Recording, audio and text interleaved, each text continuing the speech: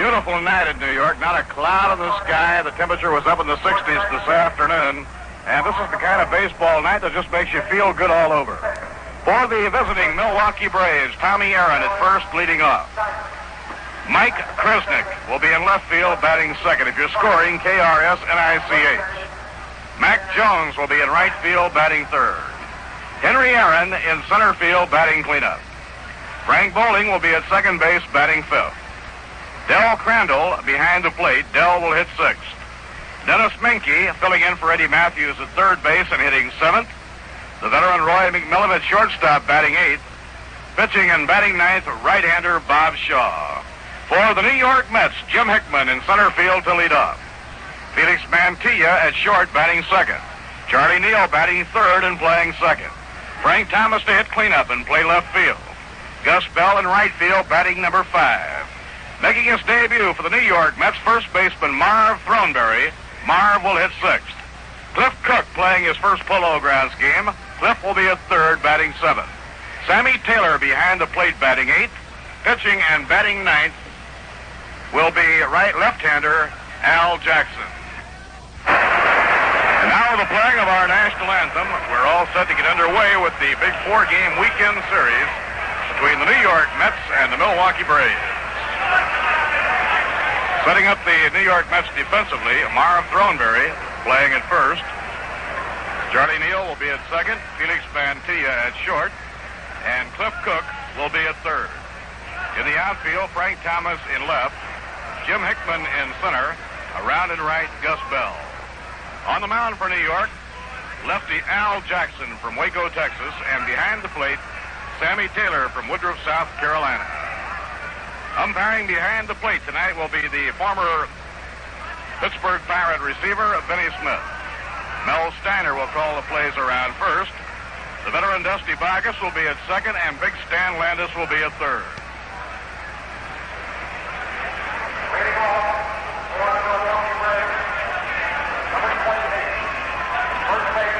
Now here we go. Stepping in to lead off in the ball game will be young Tommy Aaron. Tommy hitting at .250 tonight. He's a right-hand batter.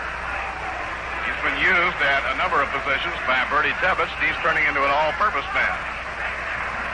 Tommy Aaron, who played at Austin last year and hit .299. Right-hand batter waiting.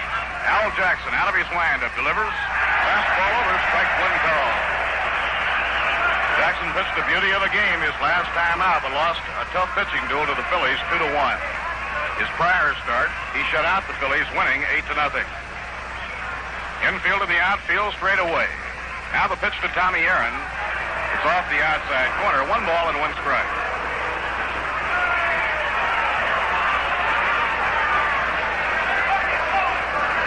Sammy Taylor crouched behind the plate, setting up the target.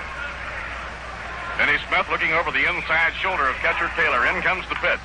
Bounding ball slowly hit down to third, charging in Cook. He jumps and throws in time to Marv Throneberry.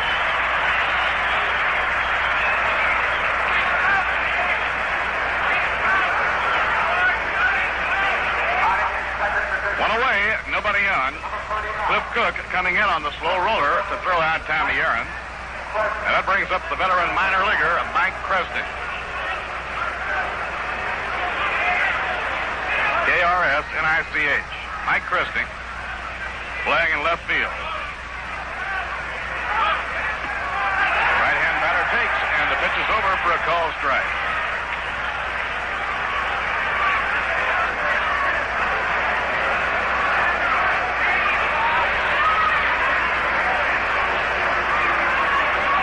Now Jackson siding in, winds and pitches.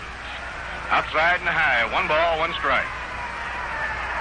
Bill Adair on the coaching lines at third with Andy Pafko coaching at first.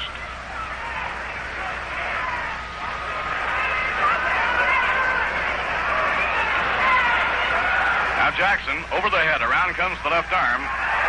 Foul tipped. He just barely got a piece of that one. Good slider by Jackson. 1 ball and 2 strikes.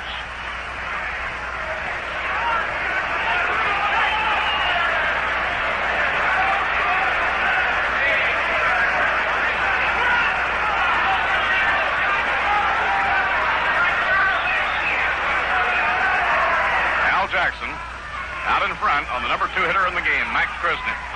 Just off the outside corner, and the count is even at 2 balls and 2 strikes. That one didn't miss by much. Al struck out almost 300 men the last 2 years in AAA for the Columbus Jets. He helped the Jets to win the International League pennant a year ago. Mike Krisnick played at Louisville last year, batted .276. The pitch to him. Swing and a miss. He struck him out. Ball dropped by Sammy Taylor. Sammy guns the peg down to Mara Throneberry, 2 men down.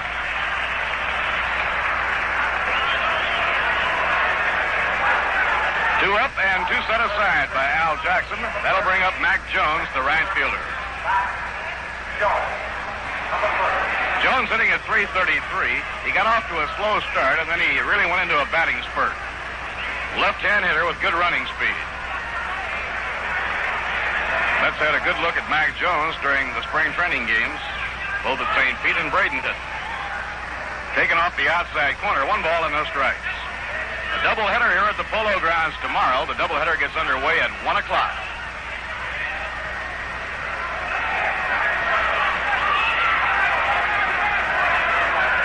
Now the windup pitch by Jackson. A ground ball slowly hit down the first base side. Over to it is Neal. He puts the Throneberry. The side is out. Charlie Neal running to his left on the slow roller. And he throws out Mac Jones, and Al Jackson gets them in order in the top of the first inning. No runs, no hits, no errors, none left on. The score in the middle of the first, the Braves nothing, and the New York Mets coming to bat.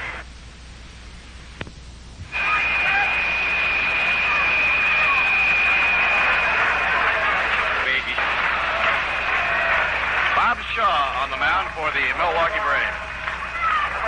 Bob with the White Sox and the Kansas City A's last year. Off to a good start with the Milwaukee Braves. Bob has won 2, lost 1. Started 4 ball games, appeared in 7 altogether. His earned run average, 2.7. He has a lifetime record of 50 and 39. Jim Hickman, right-hand batter, up to lead off against Shaw, holds up on the breaking ball over, strike 1 call. Bob, a very well-proportioned right-hand pitcher who has always taken exceptional care of himself. He's one of the best trainers in sports today. Big right-hander from the Bronx, winds and deals. Breaking ball outside and low, 1 ball and 1 strike. Last year, Bob won 12 while losing 14, combining the season with the White Sox in Kansas City. 6'2", 195 pounds. Makes his home now in Garden City. 1 ball, 1 strike on Jim Hickman. Last half of the first, nobody on, nobody out. Bounced off the plate, a foul ball, scooting back toward the Milwaukee dugout. Jim hitting at .282.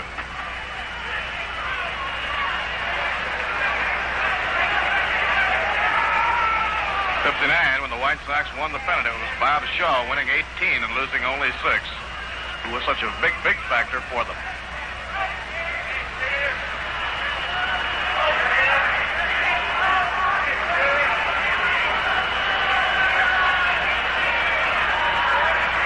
Now Shaw out of his windup. The 1-2 pitch is swung and missed. He struck him out. Jim Hickman goes down swinging.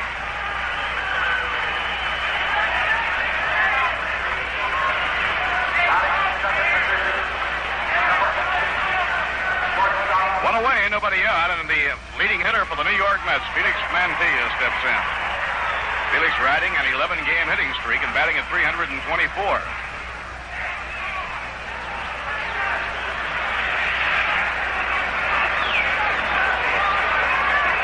Felix Mantilla batting right-handed. Felix bends from the waist. In comes the pitch, and it's off the outside corner, ball 1. After all the bad weather the last couple of days out in Chicago, the New York Mets took advantage of the beautiful weather in New York by getting a lot of extra batting practice starting as early as 4 o'clock this afternoon.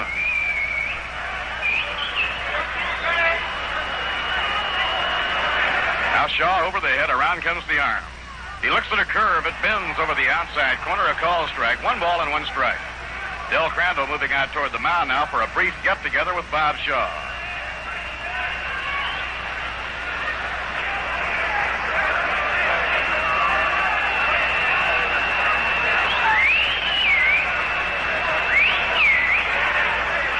Bob Shaw, 28-year-old right-hander from Garden City, Long Island, looking in now to Del Crandall.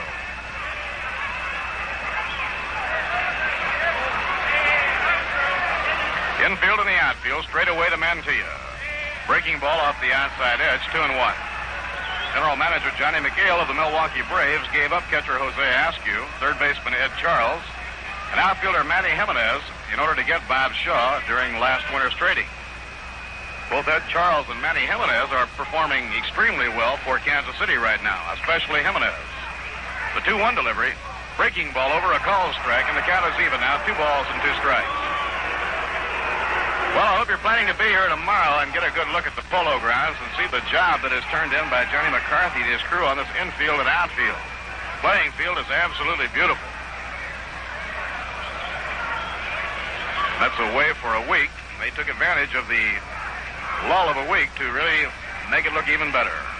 Now the 2-2 delivery, foul tipped into the dirt, no play. The Braves are set up with Tommy Aaron playing first, Frank Bowling at second, Roy McMillan at short, and Dennis Menke is at third. Mike Krisnick in left, Hank Aaron in center, and around and right, Mac Jones. Eddie Matthews and Joe Adcock both sidelined. Matthews with an injury, and Joe Adcock with very heavy virus. Smash it hard, up the middle, a base hit for Felix Mantilla. Hank Aaron fielding the ball in center, whips it back in, and Mantilla quickly extends his consecutive game batting streak.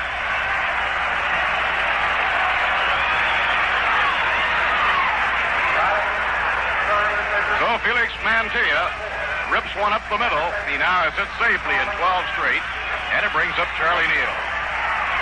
Del Crandall moving out to talk to his pitcher, Bob Shaw. Shaw uses a good fastball, good curveball, and he has a fine change of pace.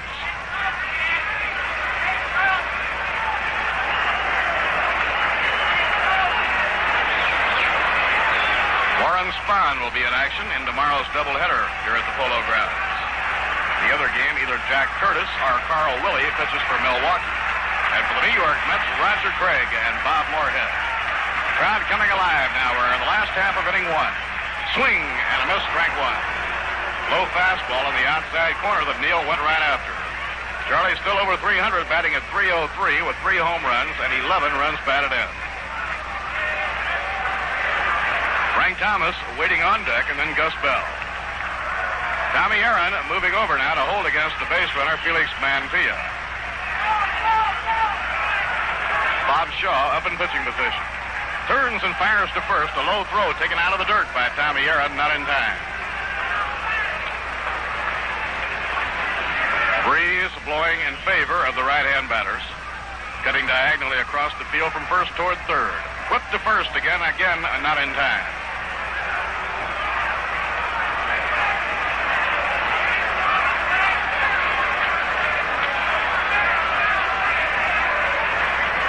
Shaw getting his sign from Del Crandall. 1 out and 1 on. Here's the pitch on the way. Breaking ball in the dirt. Charlie Neal laying off of it. 1 ball and 1 strike. Tonight the Giants will be in Houston. The Pirates play in Cincinnati. The Phillies beat the Cubs a day game 12-2. Jack Hamilton all the way for the win. Dick Ellsworth the loser. Don Demeter had a 3-run homer in that game. A 4-run homer. It was a grand slammer. It came in the third. The 1-1 pitch, a pitch out, but nothing was on. Del Crandall called for a pitch out, but the pitch out by Bob Shaw was almost in the dirt. And Del, who had moved out to his right, had to extend his glove back to the other way in order to get the pitch.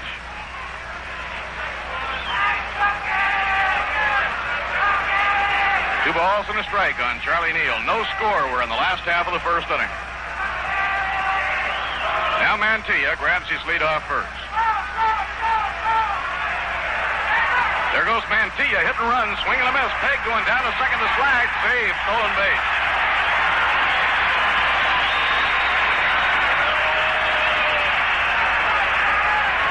Stolen base for Felix Mantilla.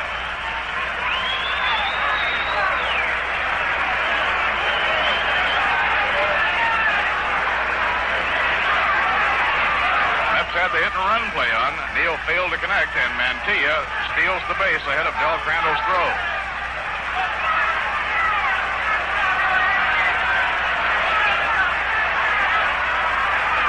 First stolen base of the season for Felix. So he sets himself up in scoring position. The 2-2 delivery is inside at the knees, ball 3. A full count, 3-2 on Charlie Neal. In the American League tonight, the Yankees open a big series at Cleveland. Ralph Terry against Mudcat Grant. The Red Sox play at Detroit, the White Sox at Los Angeles. Washington at Baltimore. Stenhouse against Quirk in Kansas City will be playing the Minnesota Twins in Minneapolis. 3-2 delivery. Ball 4. It's outside and low, and Neal is on. That brings up Frank Thomas with 2 men aboard.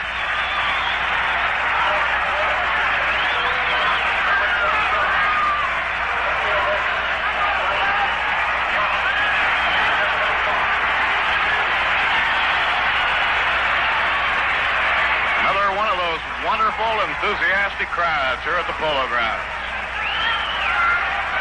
Fans have been absolutely tremendous. Now Frank Thomas batting. Frank had an 11-game hitting streak scissored in the only game that the weather permitted the Mets and Cubs to play out in Chicago. Frank hitting at .309 with 8 home runs and 15 runs batted in. Here's the pitch on the way. Outside and low, Crandall lunging off to his right to handle it. 1 ball and no strikes.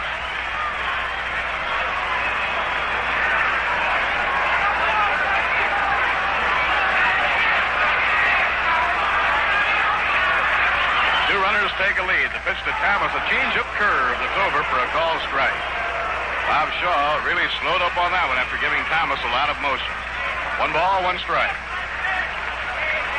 Frank standing upright, and he's right up on the plate.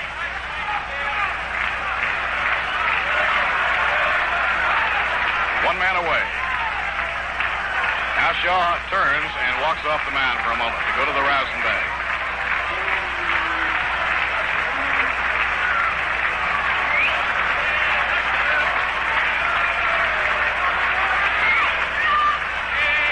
Ball, 1 strike to Frank Thomas. Don Notabart has been given the sign by Bertie Tevis to start cranking up out in the Milwaukee bullpen. Pitching 1-1. Curve outside and low. Ball 2. Thomas laying off of it, and the count goes 2-1. Solly Hemus tugging it up on the coaching lines at third, and Cookie Lavagetto at first. Mets casting a threat. Last half of the first inning, no score. Mantilla leading off second. Charlie Neal leading off first. 1 man out. Pitching 2-1. Curve is fouled, twisting back toward the upper deck and out of play. So that's an upper deck souvenir, and the count is 2-2 on Frank Thomas. Frank batting against his old teammates. He had 25 home runs playing for Milwaukee last year. He had 2 with the Cubs before being traded to Milwaukee.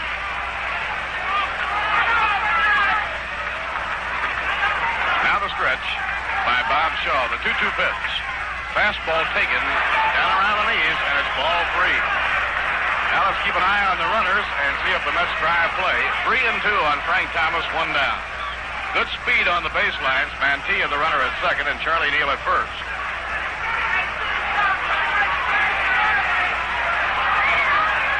Gus Bell crouched in the on-deck circle with Marv Throneberry to follow.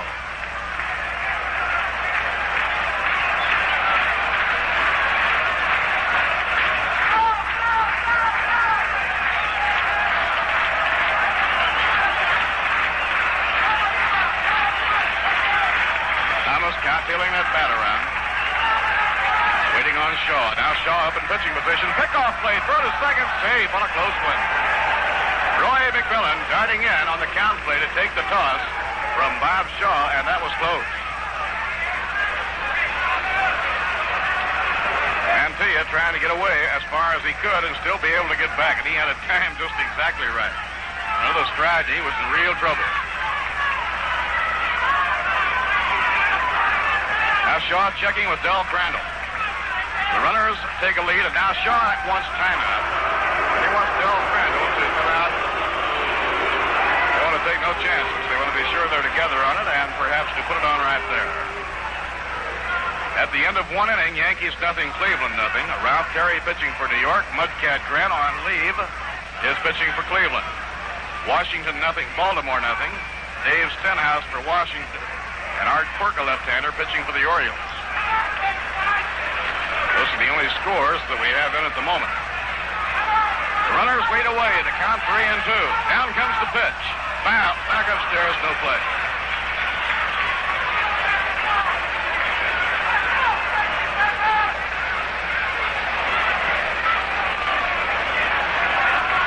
Frank Thomas fouling the ball off back into the upper deck, and the count stays at 3-2. Right-hander Don Nottabark warmed up in the Milwaukee bullpen as Bob Shaw tries to find his way out of a jam here in the last half of the first. No score. Now the stretch by Shaw, the full second stop. The runners hold. The pitch is swung and missed, strike three. Bob Shaw showing a lot of courage, staying right with it. He fans Frank Thomas, and that brings up Gus Bell.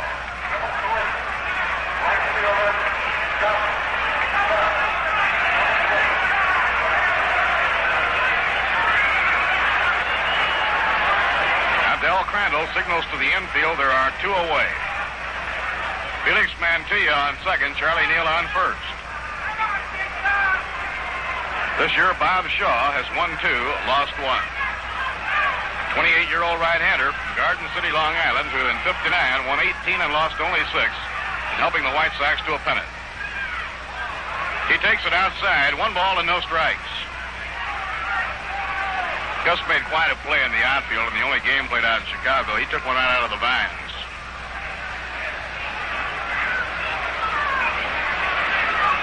Bell standing close to the plate and up toward the front of the batter's box.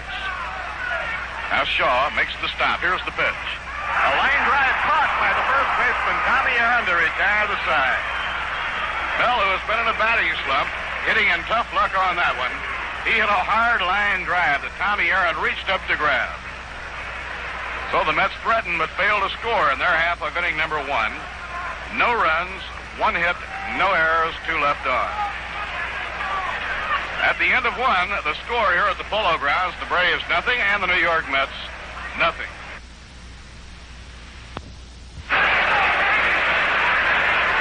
Henry Aaron to lead off at the top of the second.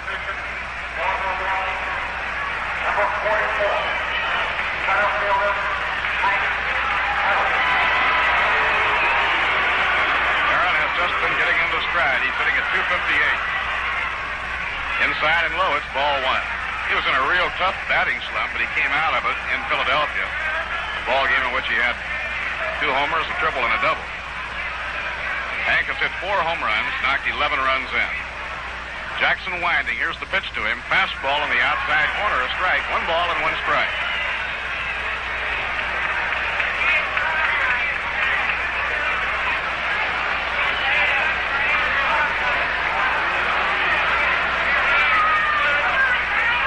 Up and pitch to Aaron. Breaking ball taken inside and low. 2 balls and a strike.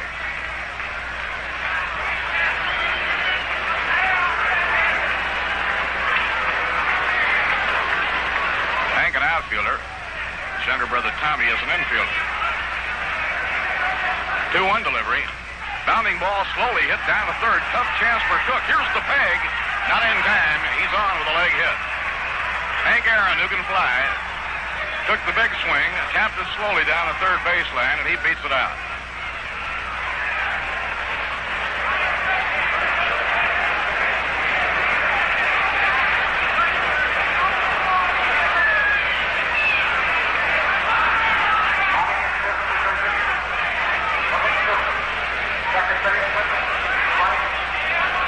Now the batter is Frank Bowling, the second baseman. Frank came over to Milwaukee in a swap with Detroit, in which Bruton went to the Tigers, and he was the National League All-Star second baseman last year. He looks at a curve, it's low, 1 ball and no strikes.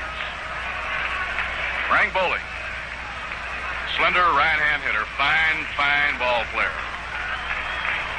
Last year he hit .262.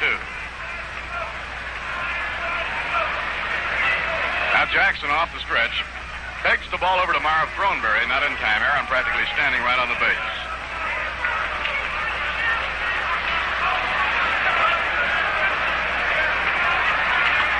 The ball is a foul pop-up, twisting toward the crowd beyond first. It'll be out of play. 1 ball, 1 strike on Frank Bowling.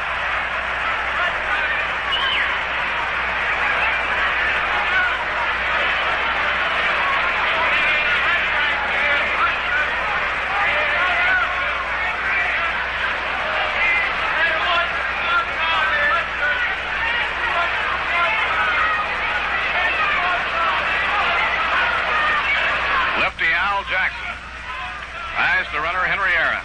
Kicks the leg. Down comes the arm. Fastball off the outside corner. 2 balls and a strike. No score. We're in the top half of the second here at the Polo Grounds. The on-deck batter for the Milwaukee Braves is the veteran Del Crandall. Shoulder injury kept Del out almost all of last year, but he's on his way to making a good comeback. Now throw to first, not in time.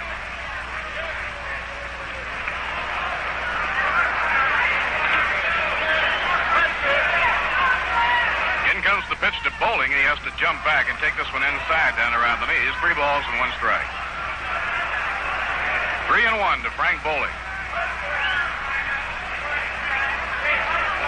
Frank's older brother, Milt Bowling, is now an executive in the front office with the Boston Red Sox.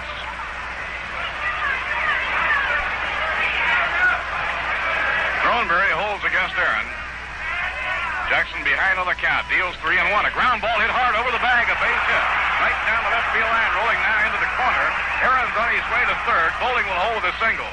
Runners on first and third.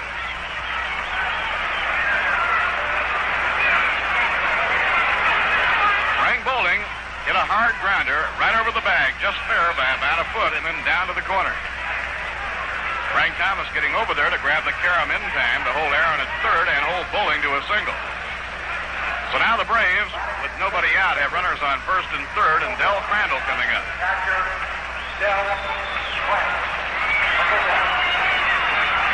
Del hitting at .333, has been up 45 times, collected 15 base hits. Now the New York Mets have the infield looking for 2. They're willing to concede a run to try and get 2. In comes the pitch. Outside and low, it's ball 1 to Del. Del Crandall, out almost all of last year, coming back to reclaim his job from young Joe Torre, who did such a fine job with the Braves after he was called up to fill the void. Next pitch to him, outside and low, he lays off of it. It's 2 balls and no strikes. Del Crandall, the 11-year veteran with a lifetime big league average of 257. Very heady ball player, good defensive player, and a good offensive threat. Jackson behind the hitter, 2-0. Pitches now to Crandall. Ball 3, it's inside and low, and he's on the verge of some mighty serious trouble.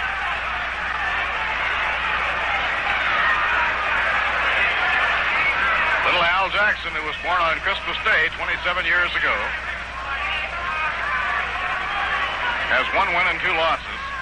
He lost a tough one his last start against the Phillies, losing 2-1.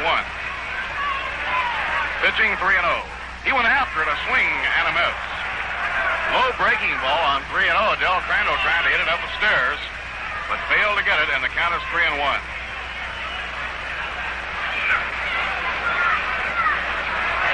Dennis Binky, the third baseman, will be hitting next.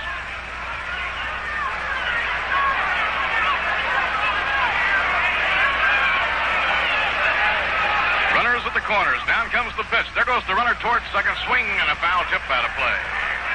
Frank Bowling was running on 3-1. He broke for second base, but the ball is fouled off by Del Crandall, and now we have a full count of 3-2.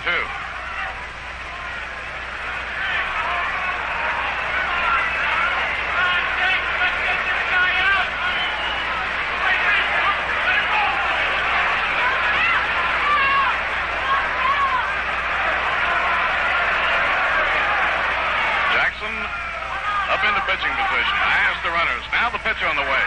A high fly hit foul down the right field line and off the roof, bounding back into fair territory. Foul ball slammed to the opposite field up against the facing of the roof. So the count is 3-2 on Del Crandall.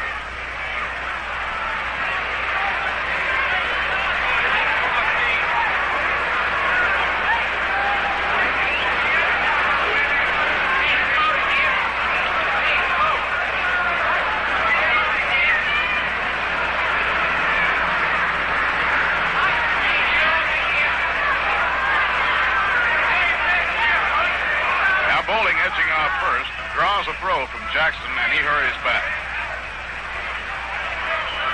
No score, but the Braves with a real threat. Runners on first and third, nobody out. 3-2 on Del Crandall. The infield looking for two. Now the pitch.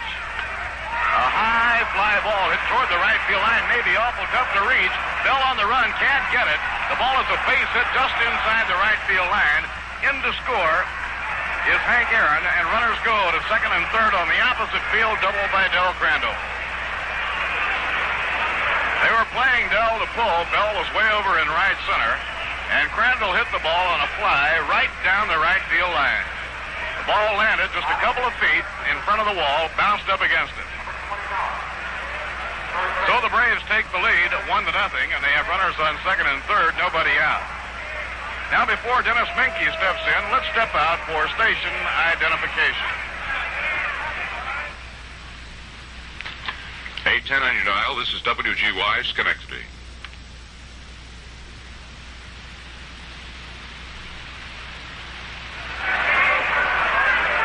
Dennis Menke, the third baseman, right-hand hitter, facing Al Jackson.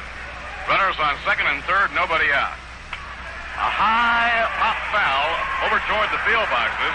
Marv Throneberry running hard, but he is unable to get to it.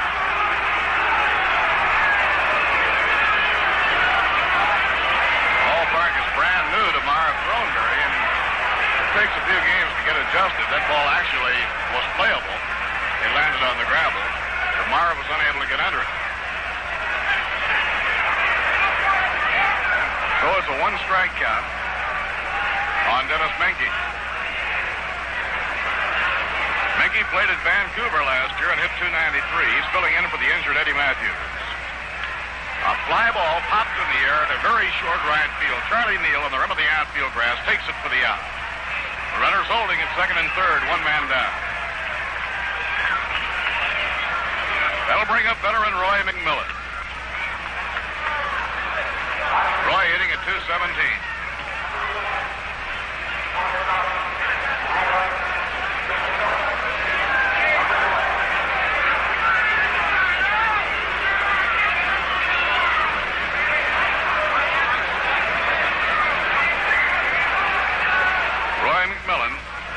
Roy's a slender right-hand hitter, and he has the power to reach the seats. They have to be careful with him. He usually is particularly tough in the early part of the year. Here's the windup and pitch. Inside and low, it's ball one.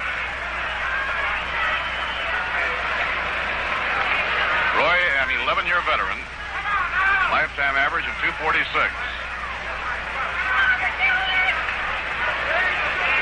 He came to the Braves deal involving Joey J. and Juan Pizarro. Wind-up pitch on the way. A ground ball hit through the hole. It's a base hit to left field. Digging for the plate is Frank Bowling. He'll score. And on his way in is Del Crandall. He's in to score. Down to second on the throw to the plate goes the hitter, Roy McMillan. And the Braves go out in front 3-0.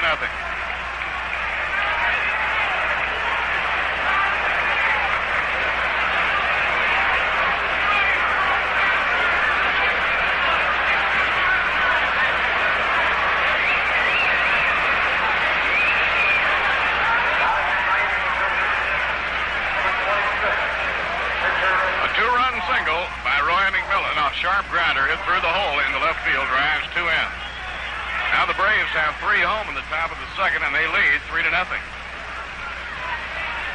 One man on, one man away, and the batter is the pitcher, Bob Shaw. Braves with 3 runs on 4 hits off Al Jackson, and the pitch is outside and low, ball one.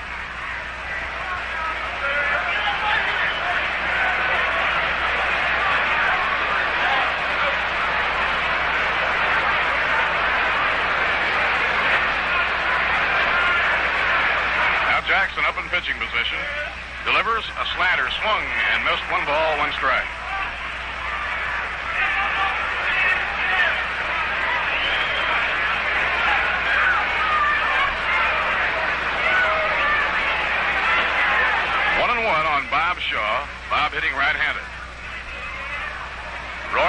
leading off second, 1 man away. Next pitch by Jackson, a swing and a miss, 1-2. Doubleheader tomorrow between the Mets and the Braves. First game starting at 1 o'clock. Single day game on Sunday afternoon to conclude the 4-game series. Pitching 1-2. He struck him out swinging. Second strikeout for Jackson. He got Mike Prisnick, the left fielder, in the first inning.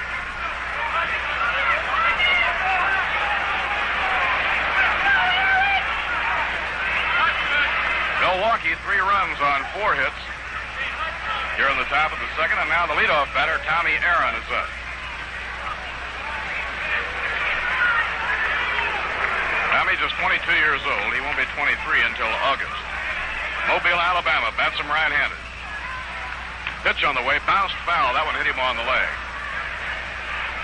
Tommy Taylor flipping the ball to plate on Benny Smith. Then he, looking at it, decides to put it out of play.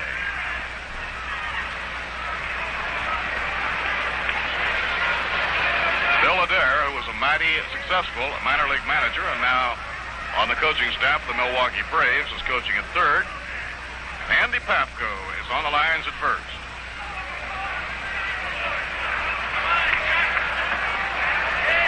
Tommy Aaron waiting. Down comes the pitch to him. Inside and low. Taylor had to dig it out.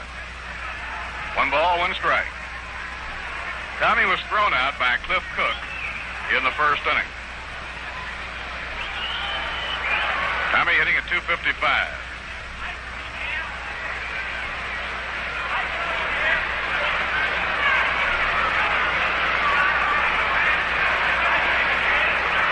Runs are in. Jackson trying to get the Braves out as he faces Tommy Aaron.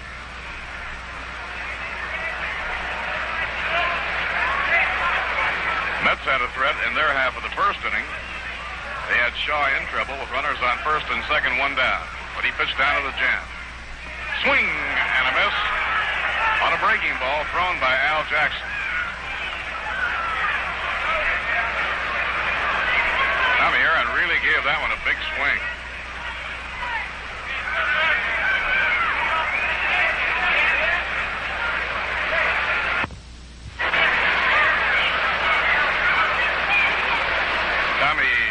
Solidly built in appearance than Henry. Hank, who stands 6 feet and weighs about 170, and Tommy Aaron is 5'11", weighs about 195.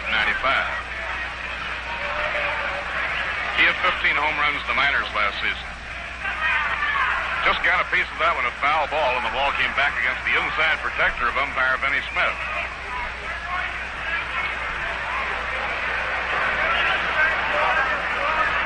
The only day game in the major leagues this afternoon.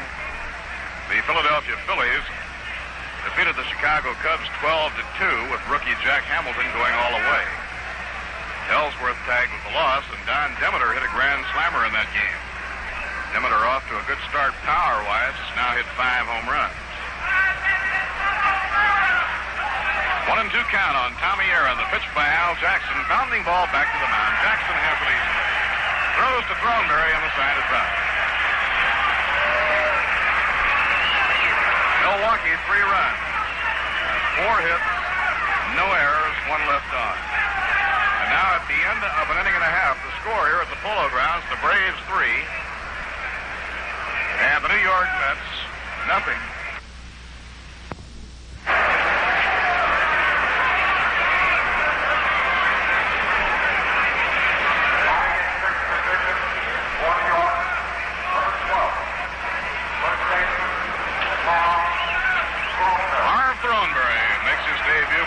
Offensively now as he steps in against Bob Shaw, a pitcher that he has faced on a number of occasions before in the American League. And Marr was playing at Kansas City, Baltimore, and the Yankees.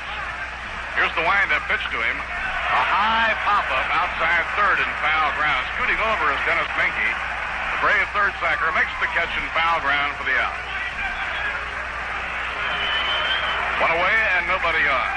Throneberry was one of those who was mighty anxious to get some extra batting practice this afternoon. He hadn't had a bat in his hands in about a week. Now here's young Cliff Cook. strong third baseman who was the most valuable player in the American Association playing with Indianapolis last year. Bob Shaw winds, the pitch thrown. Fastball over, a call strike. The end of 2.5 innings in Cleveland. Yankees nothing, Cleveland nothing. Ralph Terry for New York and Mudcat Grant pitching for Cleveland.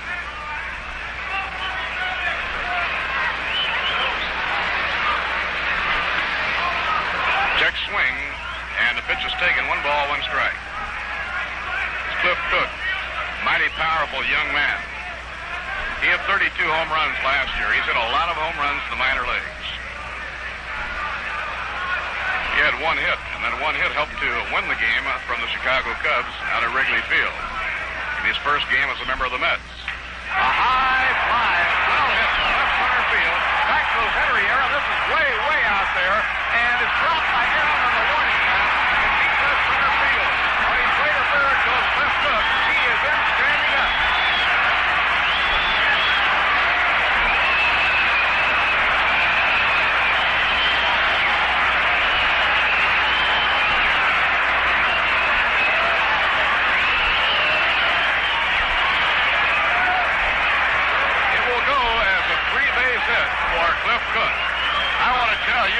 That ball a country mile. High in the air and deep to left center field. In one of the deepest points of the Polo Grounds, Henry Aaron, after a long run, running on the gravel right up against the wall where it curves in deep left center, beyond the bullpen. Aaron managed to get a glove on it but couldn't hold it. It's a tremendous triple for Cliff Cook. And the batter now is Sammy Taylor. Left-hand hitter waiting. And the pitch is taken, ball 1. This Cliff Cook is really strong. He can really be something for the New York Mets. He has what you like in a ball player, and that he has the size, he has the power, and he proved that he could do it very successfully in the minor leagues. Here's the windup, and the pitch thrown. A high fly by Sammy Taylor. Back goes Aaron, back goes Grusnick. Grusnick, the left fielder, makes the grab in deep left center. Tagged up and in to score comes Cliff Cook.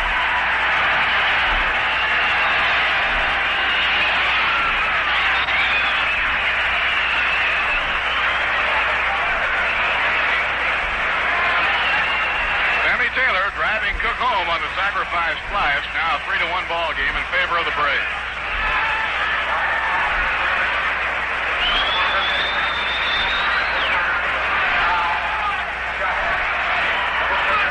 Somebody on. The batter now is Al Jackson. And the Mets have a run back on a triple by Cook and a long sacrifice fly by Sammy Taylor. He runs up. The Red Sox play at Briggs Stadium, Detroit. Ground ball hit foul in behind Piggy Lavagetto, the first base coach.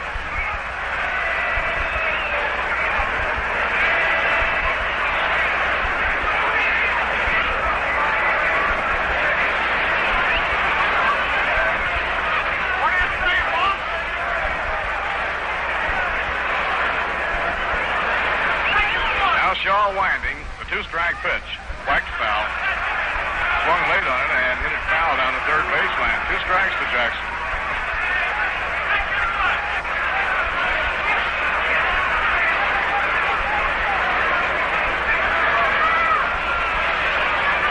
Four-game series with Milwaukee. Monday an open date. The Cubs end Tuesday night and Wednesday. Fly ball into right field, fairly deep. Back is the right fielder, Mac Jones, and he takes it on the warning path to retire the side. 1 run, 1 hit, no errors, none left on. Now at the end of 2, the score, the Milwaukee Braves 3 and the New York Mets 1. Right now we're going along to the 3rd inning with the Braves out in front of the New York Mets by a score of 3-1. And now as Milwaukee comes up to hit in the top of the 3rd against lefty Al Jackson. Coming up to hit him in a different way, a fellow who hit a lot of them when he was on the playing field, Ralph Kiner. Thank you, Bob Murphy. Well, we saw a big one by Cliff Cook. That ball was hit about as far as you can hit it. All set to go at the top of the 3rd. Mike Kresnitz in the batter's box, a right-handed batter. And Al Jackson's first pitch, a fastball. It's outside, ball 1. Mike struck out swinging in his first game, first time at bat here in the Polo Grounds. So he's 0 for 1. Stands deep in the box. And the next pitch by Jackson is taken inside, ball 2. 2 balls and no strikes. The Braves with 3 runs on 4 hits in the top of the second lead the New York Mets, who picked up their only run in the game in the bottom half of the second. It's a 3-1 ball game, the Milwaukee Braves. Now the left-handed pitcher back to the batter, and he hits a ground ball. Good play by Jackson as he hauls it down, goes over to first base to get his man. Al Jackson taking the ball as he came off the mound high in the air. And Mike Kresnitz is down for the first out in the top of the third.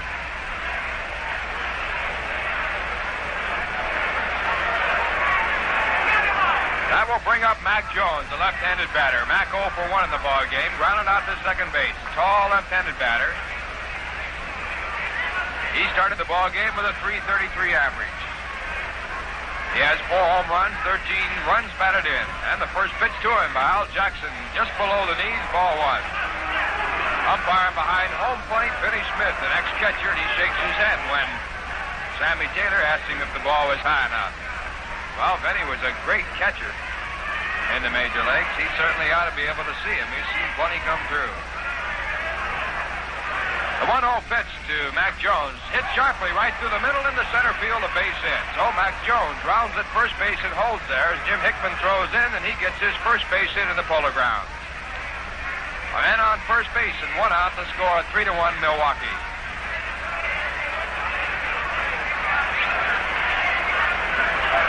That'll bring up Hank Aaron, who started off the second inning with a dribbler down the third baseline that he beat out for a base hit. And that was the start of the rally for the Milwaukee Braves, in which they picked up their 3 runs. Hank Aaron, a right-handed batter.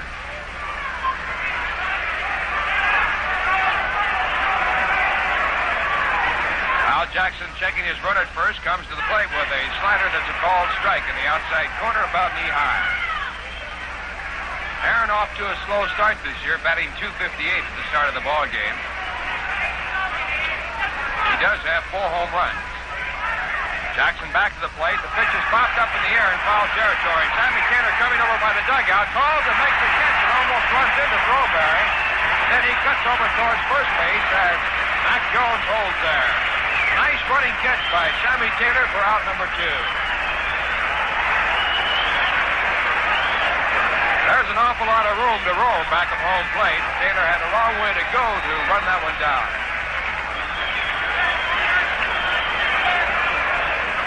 Milwaukee Braves with 2 men down. A runner at first base, and the batter stepping in the batter's box, Frank Bowling. Bowling singled after Hank Aaron singled in the second inning. Then later scored 1 of the 3 runs scored by the Milwaukee Braves. Al Jackson with his first pitch to Bowling. Inside, corner, strike 1 call.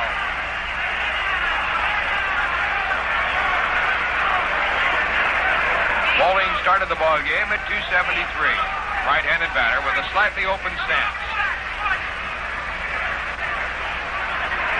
Now Jackson back to the plate. Curveball, pulled foul down the third baseline. Strike 2. Jackson pulling the string and the curveball had Bowling fooled. He was out in front and pulled the ball foul down the third base side.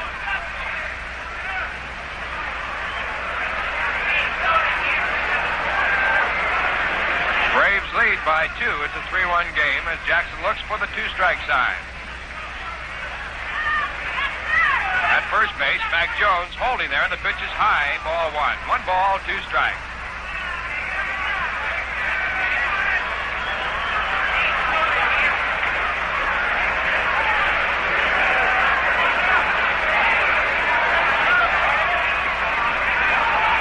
Checking now back to the plate. Jones goes. The ball's hit slowly down the third base side. Jackson overslips as he fields the ball and doesn't make a throw.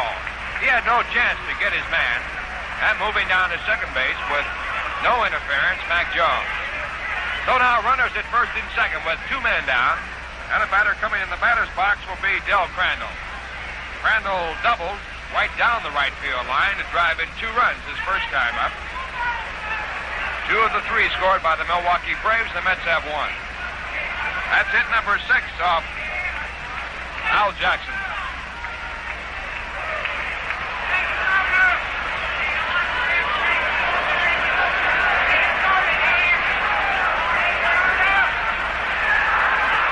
Del Crandall, a right-handed batter who missed most of all of the 1961 season because of an injury. In the batter's box, a right-handed batter standing deep in the box. First pitch to him, fouled away, strike one.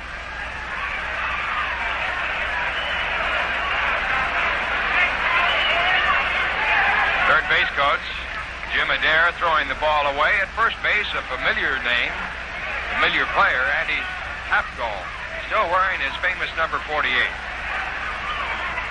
Andy Pafko, who played for the Brooklyn Dodgers, but mainly for the Chicago Cubs.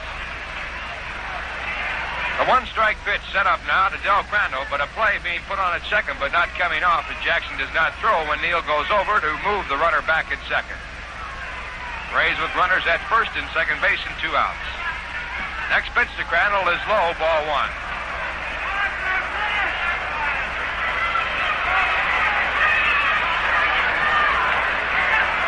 Crandall last year played in only 15 ball games, so he missed quite a few. Back in action in the National League. Jackson, stepping off the mound, moves both runners back to their bases, but no play taken. Cleveland, with 3 runs in the bottom of the third inning, now lead the Yankees after they have been out in the top of the fourth, 3-0. Jackson's 1-2 pitch. Foul tip back in the glove. 1 ball, 2 strikes. Ralph Terry going for the Yankees in that ball game against Jim Mudcat Grant. Only scores in so far in American League play. Right here, it's 3-1 in favor of the Braves, top of the third. Jackson with a 1-2 count. Now set, and back to Del Crandall. He swings and fouls it off to the left, and the count will hold at 1 ball and 2 strikes.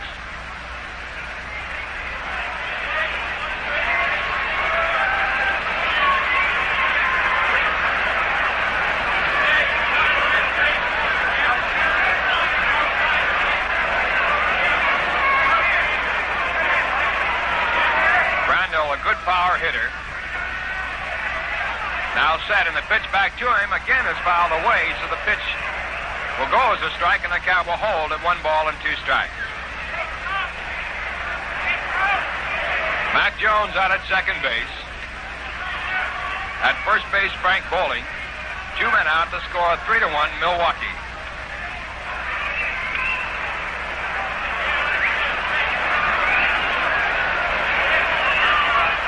Jackson set, and to the plate, popped away, foul. So Crandall, staying alive for the 3rd time, keeps the count at 1-2. Marv Throneberry at first base for the New York Mets, a recent acquisition by President George Weiss. At second base, Charlie Neal. At shortstop, Felix Mantilla. At third base, Cliff Cook. That's your infield, playing straight away against Del Crandall. Outfield, Thomas in left, Hickman in center, Bell in right. Now the 1-2 pitch by Al Jackson. Crandall swings and fouls it down in the dirt. So again a foul ball, again the count 1-2. Sammy Taylor, the catcher for the New York Mets. In order to make room for Marv Throneberry, the roster has to be a 25-man. Bob Miller, who was acquired, was optioned to Syracuse.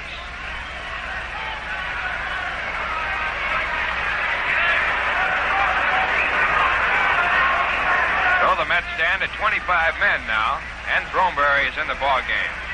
Now Jackson back to Del Crandall. Down in the dirt, a nice stop by Sammy Taylor, ball 2. Taylor keeping the runners at first and second base.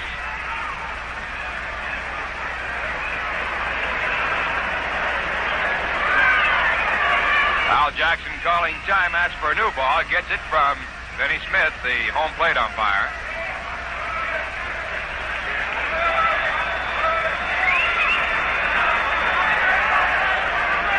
Two balls and 2 strikes. 3-1 game in favor of the Braves. 2 men out, runners at first and second base. Now Jackson with a 2-2 pitch. Hit on the ground, deep in the hole. The shortstop can't get to it. It goes through. And coming in from second base, Mac Jones. Throw cut off by Cliff Cook, and holding at second base, Frank Bowling. So the score now 4-1 as Mac Jones scores from second base, and Del Crandall gets his second hit of the game, and that's his third run batted in.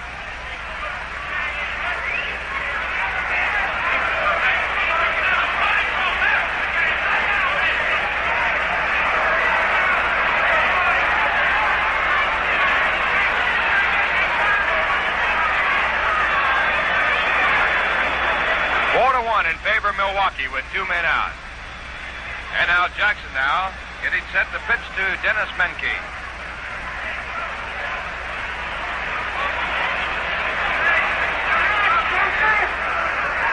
Milwaukee was 7 base hits. Menke 0 for 1 popped up to second base. A right-handed batter. The first pitch to him is outside, ball 1. Menke batting 194 at the start of the ball game.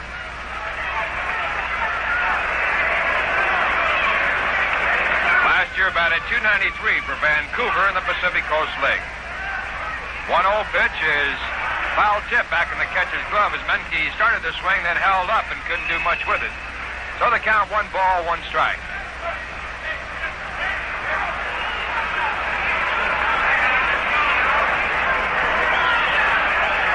Runners at first and second and 2 outs.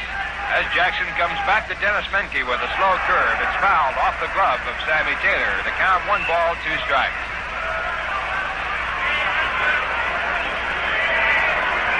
Jackson worked the first inning, 1, 2, 3, and then Milwaukee picked up 3 runs in the second, have added 1 more here in the top of the third.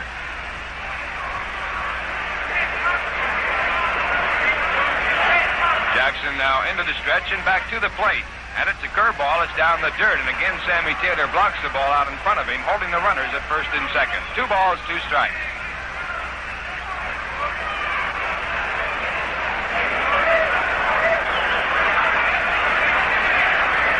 Wind blowing out to left field. Good hitter's night. Now the 2-2 pitch. Down low, ball 3. So the count goes all the way down the line. 3 balls and 2 strikes. 2 men out. The runners will be going on the next pitch.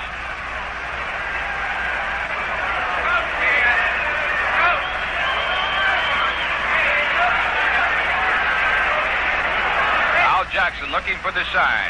Steps on the mound, goes into the stretch. The runners go. The pitch comes to the plate. A bouncing ball hit down towards third, but going foul as Cliff Cook comes up with the ball. So we'll have the scene all over again. Going back to second base, Frank Bowling. Going back to first base, Del Crandall. And coming back in the batter's box after running all the way down to first base, the batter, Dennis Menke.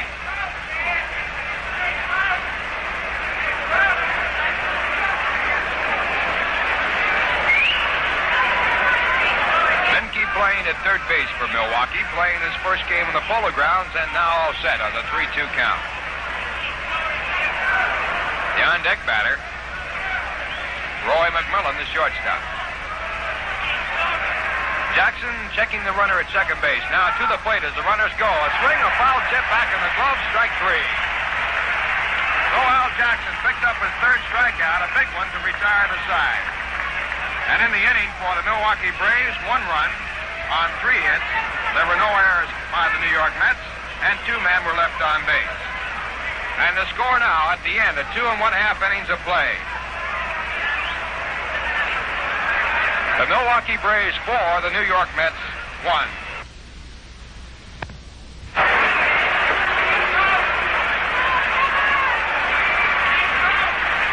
Moving along to the bottom half of the third inning and coming in to bat for the second time in the ball game, the leadoff man for the New York Mets as they trail 4-1, Jim Hickman. Hickman struck out as the leadoff man for the Mets, so he is 0 for 1. Came on with a .282 average. Right-handed batter. And on the mound, getting set to go, Bob Shaw. His first pitch, a strike call, the fastball through. Shaw, working through the 2 innings, has given up 1 run. That came when Cliff Cook tripled to left field and scored on a sacrifice fly by Sammy Taylor. He's allowed only 2 hits. He struck out 2, and he's walked 1. Now the one-strike pitch to Jim Hickman, a slider that's off the outside corner, ball one. 1 ball, 1 strike.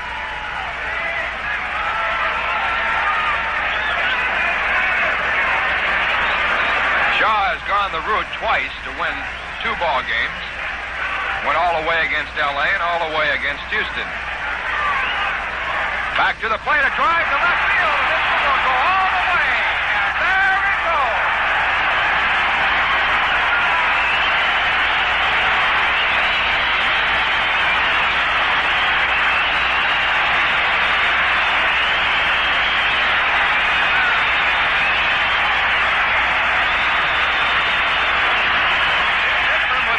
Home run of the year. The score now 4-2 as the New York Mets pick up a run with no one out here in the bottom half of the third.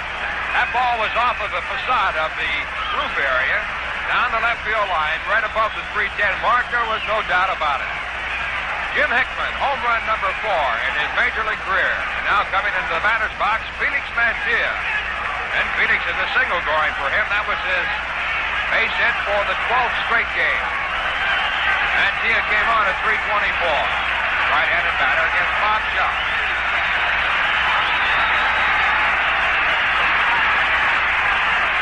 And Shaw's first pitch, a slider on the outside corner, strike 1 call.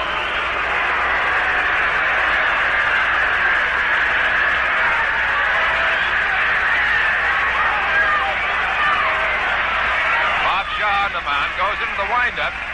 And the one-strike pitch to Mantilla. Let up, it's popped up.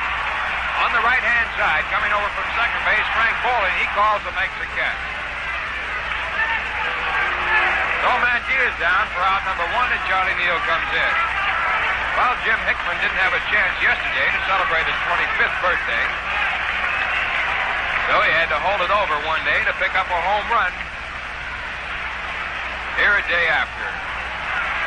It's a 4-2 game, Milwaukee. And the New York Mets batting in the bottom of the third inning. The score getting closer as Hickman hit a home run. There's the next pitch to Charlie Neal outside a ball. While we have time, let's pause for station identification. This is the General Electric station, WGY 810 on your dial, Schenectady.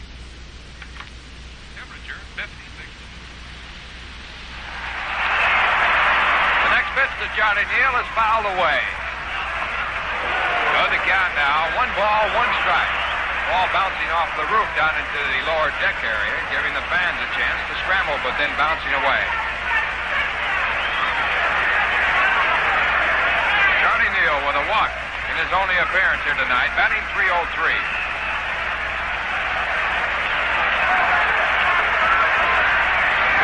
Bob Shaw back inside. Ball 2. 2 balls and 1 strike.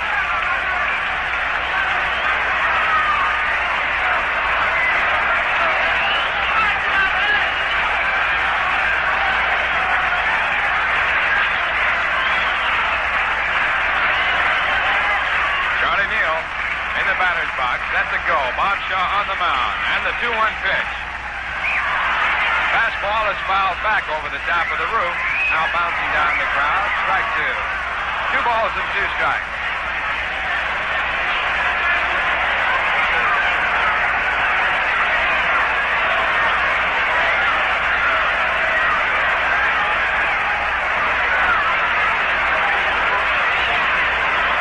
Now Shaw making his first appearance in the Polo Grounds. Comes back in a 2-2 pitch. A broken bat. The ball hit on the ground down to third base. Up with it over to first base this time.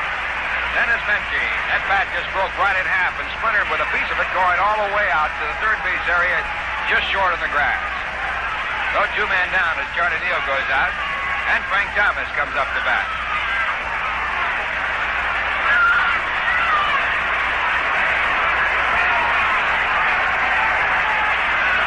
Frank was the second strikeout victim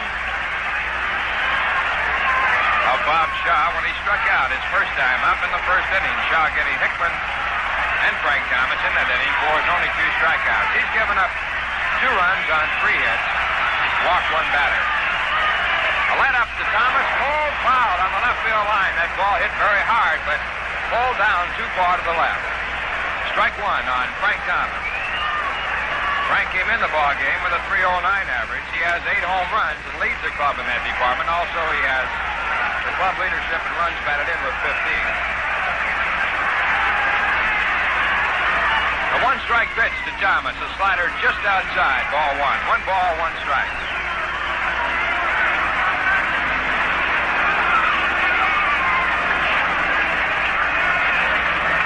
4-2 game, Milwaukee. Bottom of the 3rd inning. Mets have scored both their runs and long hits.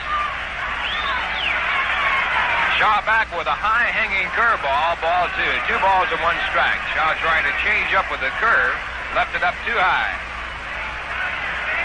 First run scored by the Mets as a result of a long triple to left field and a sacrifice fly. The other one is the result of Hickman's home run. Now Shaw with his 2-1 pitch. A slider outside, ball 3.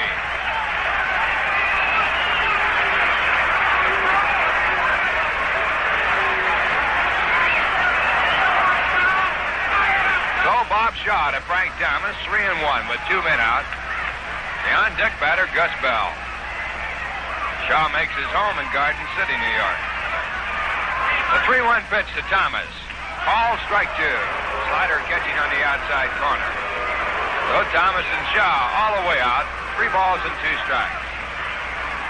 Now time called as a ball is being picked up out in front of home plate by Del Crandall. A little rubber ball.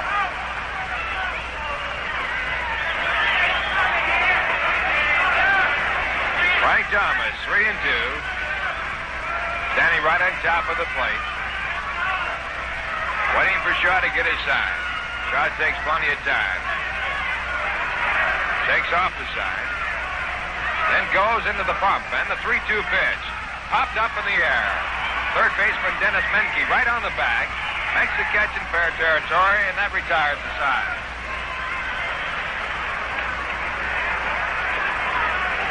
In the inning for the New York Mets, they pick up 1 run on a home run by Jim Hickman. That was the only hit in the inning. There were no errors by the Milwaukee Braves and no one left on. And the score at the end of 3 complete. The Milwaukee Braves 4, the New York Mets 2. And right here, Al Jackson set to go, and his first pitch is a called strike as he works to Roy McMillan. Score of the ball game 4-2 in favor of Milwaukee. McMillan has a base hit so far in the game and 2 runs batted in. He takes down low, ball 1. 1 ball, 1 strike.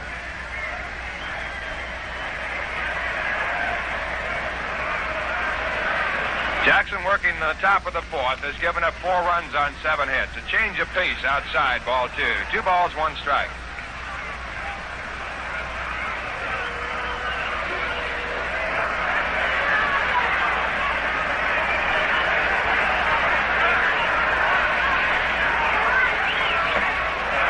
A swing and a miss, strike 2. 2 balls and 2 strikes on Roy McMillan. McMillan batting .217.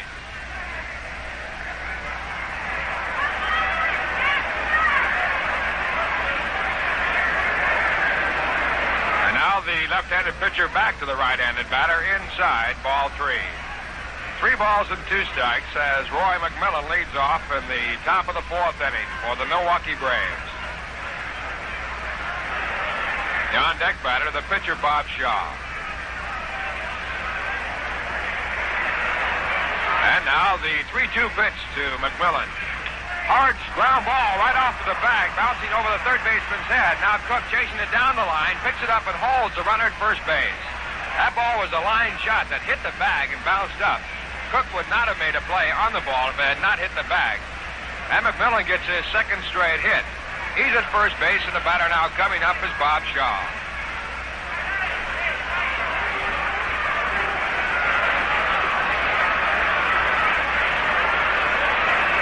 Number 8 given up by Al Jackson.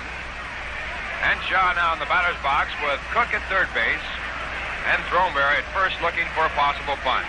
Shaw right-handed batter. Pitch to him is high and outside as Shaw squares around the bunt and takes. Ball 1. Jackson's last two starts were good ones. He shut out the Phillies back on April 29th. That was an 8-hitter. Then he lost to the Phils in a 2-1 game. There's his next pitch, and it's outside ball 2 as Shaw again goes to bunt and takes.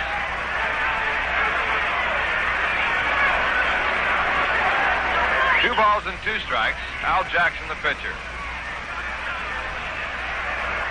Jackson has a lifetime Major League record of 2 wins and 3 losses. He has no record against the Braves. The next pitch is fouled away as Shaw tries to bunt. Strike 1.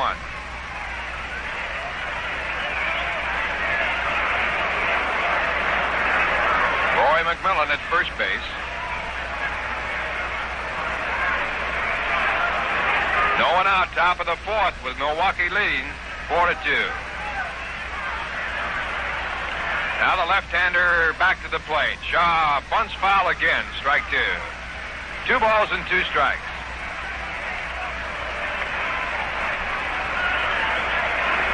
Bob Shaw with a batting average of 167 at the start of the game. Now looking down for the sign. Whether or not he'll be bunting here or hitting away depends on what manager Bertie Jevitt sends to the third base coach, Jimmy Adair.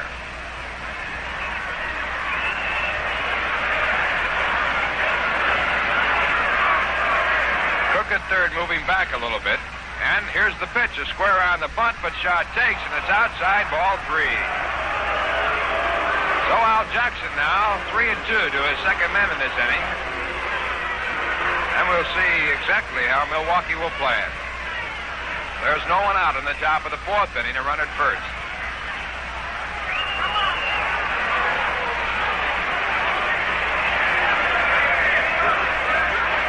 Three balls and 2 strikes, and Jackson to the plate. The runner does not go. The bunt is bunted foul, and Shaw's out. That'll go as a strikeout for Al Jackson to put out for the catcher.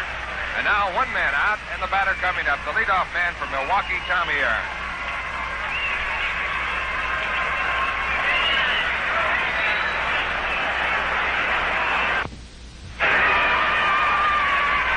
Strikeout number 4 for Al Jackson as Tommy Aaron steps in. He is 0 for 2.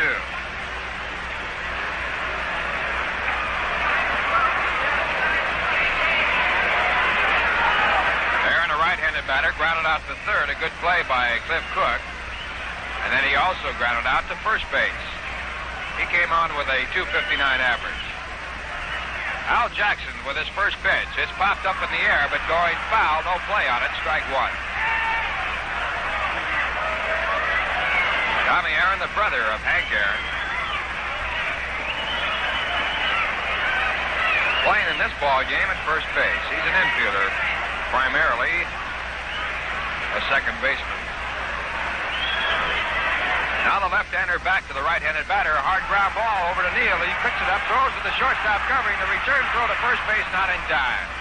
So the first part picked up as Neal made a fine throw in the pivot to Felix Mantilla to force at second base Roy McMillan. 2 men out, and exchanging at first base Tommy Aaron. And the batter coming in the batter's box, Mike Kresnitz.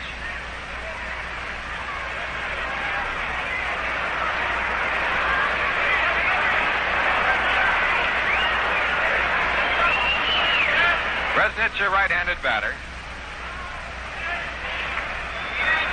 0 for 2. He has struck out, and he was retired on a good play by Jackson when he grounded back to the mound. He takes outside as Jackson throws a fastball. Ball 1.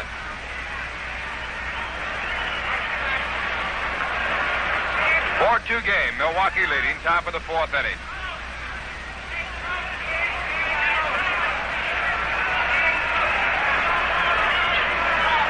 Jackson looking at his runner. Comes to the plate, outside and low, ball 2. Tommy Aaron, a fast man. He could go at any time. 2 balls, no strikes. 2 went out. Braves leading by 2 runs. Kresnitz looks a little like Joe Adcock as he stands in the batter's box. 2-0 pitch, a change-up, gets the plate, knee-high, strike 1. Fine pitch by Al Jackson as he pulls the string in a slow curve.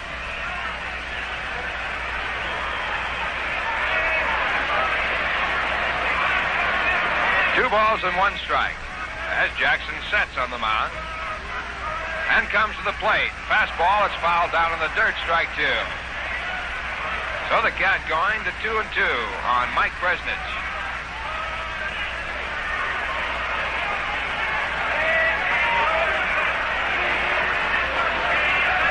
Braves scored 3 runs in the second inning, their half of the second. Added one more in the third.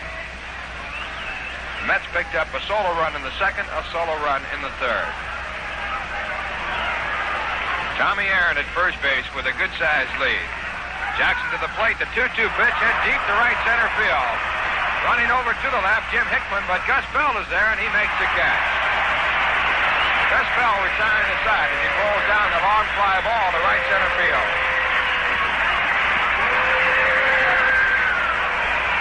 And in the inning for the Milwaukee Braves, no runs on 1 hit. There were no Met errors, and 1 man was left on. The score at the end of 3 1/2 innings of play. The Milwaukee Braves 4, the New York Mets 2. That's right, and the score here 4-2 in favor of Milwaukee as the Mets come to bat in the bottom half of the 4th. Then Gus Bell will be the leadoff man. Gus lined out to first base. He's 0 for 1. A left-handed batter against Bob Shaw. And Shaw's first pitch, a fastball that catches on the outside corner, strike 1 call.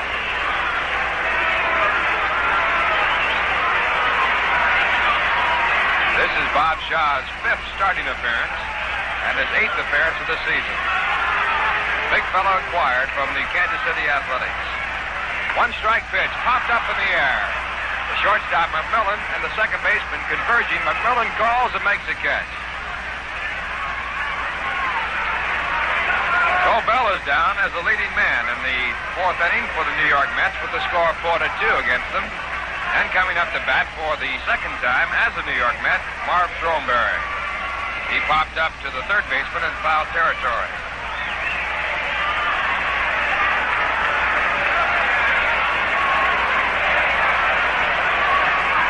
Throneberry, a left-handed batter, takes low, ball 1. Tomorrow, the New York Mets will be playing the Milwaukee Braves in a doubleheader, and that will be a 1 o'clock starting time. 1 o'clock tomorrow, a 2-gamer against the Milwaukee Braves. Sunday, a single game, starting at 2 o'clock. Now Shaw back to Marv Throneberry. A foul ball bouncing off of the plate and going back to the catcher. Strike 1. 1 ball and 1 strike. Throneberry has great power. Stands in the batter's box. A la Mickey Mantle stands. The 1-1 pitch by Big Bob. Just outside, ball 2. 2 balls and 1 strike. Last year, Bob Shaw started the season with the Chicago White Sox. And he was traded over to Kansas City and then last winter moved to Milwaukee. Shaw back with a 2-1 pitch to Throneberry. Outside, ball 3.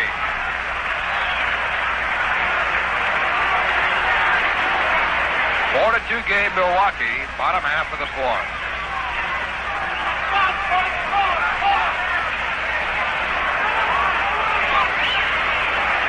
The on-deck batter, Cliff Cook. Shaw into the windup, and the 3-1 pitch is on its way. Taken, called, strike 2. So now, Throneberry, 3 balls and 2 strikes against Bob Shaw. 1 man down. As the Mets need 2 to tie. The 3-2 pitch, foul back in the screen. So the count will stay at 3 balls, 2 strikes.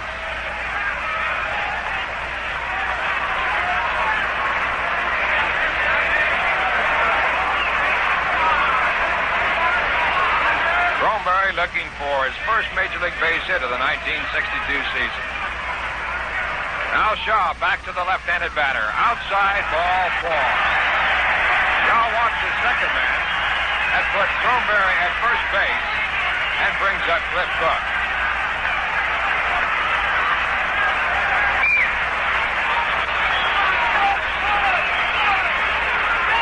Cook got his first Bowler Grounds base hit, and it was a big one in the the second inning when he tripled to the deepest part of the ballpark in left center field. He later scored when Sammy Taylor hit a sacrifice fly to left field. He scored the first run of the game by the Mets. The other run scored in a home run by Hickman. So here is Cliff Cook. And his first pitch is a curveball down around the knees right in the outside corner. Shaw throws a big overhand curveball. Also a good slider. That's probably his best pitch. And a fastball that moves in on a right-handed batter. Cook came in this ball game with 1 hit and 4 times up for the season.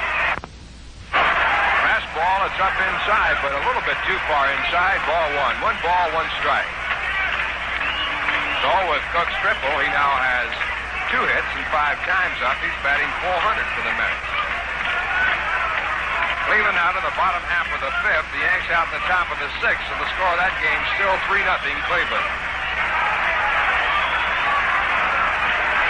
Daly's pitching in place of Terry for the New York Yankees. Inside, ball 2. 2 balls and a strike. At the end of 5, Washington-Baltimore. Senators leading 1-0.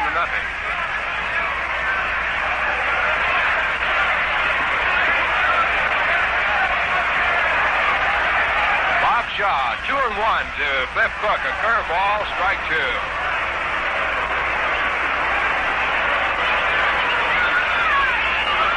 Stenhouse pitching for the Senators in that ball game. Art Burt pitching for the Baltimore Orioles.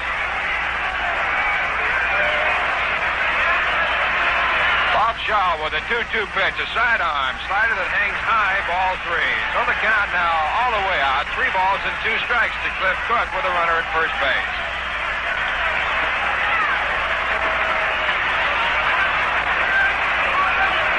Boston at Detroit out in the top of the 2nd. No score in that ball game. Schwall going for the Red Sox. Wojciak for the Tigers. A throw at first base. But Throneberry back easily. So Shaw now working with a 3-2 count. A runner at first base. 1 man out. The score 4-2 in his favor. And here's the pitch. Outside, ball 4. That moves Throneberry on to second base. Gives Cliff Cook a walk, and he's at first base. That's walk number 3, 2 in a row by Bob Shaw. And brings up Sammy Taylor.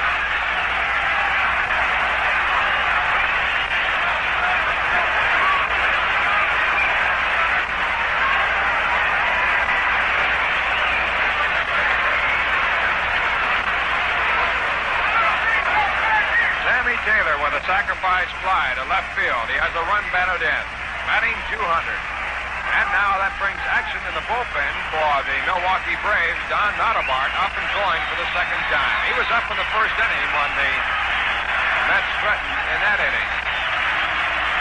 And Sammy Taylor, left-handed batter. First pitch to him in the dirt, picked up by Del Crandall. Ball 1, and that'll bring out Bertie Jebbins.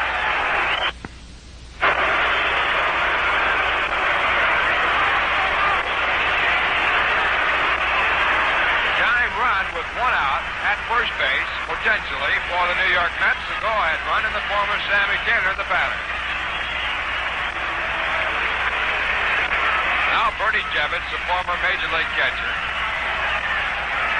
Back to the dugout. And Shaw now looking for the sign to pitch to Sammy Taylor with the count 1 ball and no strikes. The pitch hit on the ground to the second baseman with a chance for 2. Over to second base in time, the first base in time, a double play. So Shaw, after a brief talk with Bertie Jebbins, throws up a double play, and that retires the side. In the inning for the New York Mets, no runs, no hits, no errors, 2 walks, and 1 man left on base in the score at the end of 4. The Milwaukee Braves 4. The New York Mets 2. And once again, bringing back to the microphone, Bob Murphy. Thank you very much, Ralph. And while the teams are changing sides, let's check our scoreboard. San Francisco at Houston, not as yet underway. At the end of 3, Pirates and Cincinnati no score. Al McBean against the Reds' Joey J. The Phillies in a day game beat the Cubs 12-2. Hamilton the winner, Ellsworth the loser. Demeter a grand slammer. Tonight at the end of 1, Dodgers nothing, Cardinals nothing. Stan Williams against the Redbirds' Ray Sadecki. In the American League at the end of 5 1/2, Cleveland 3, the Yankees nothing. Mudcat Grant for Cleveland. Buddy Daly on to relieve Ralph Terry in the 6th inning. Red Sox nothing, Detroit nothing at the end of an inning and a half. Don Swall against Paul Foytak. The White Sox play on the West Coast against the Los Angeles Angels. At the end of 5, Dave Stenhouse, who pitched a strong game against the Yankees in his last outing, has the Orioles shut out for 5 with Washington in front 1-0. On the mound for the Orioles is lefty Art Quirk. Kansas City will be at Minnesota.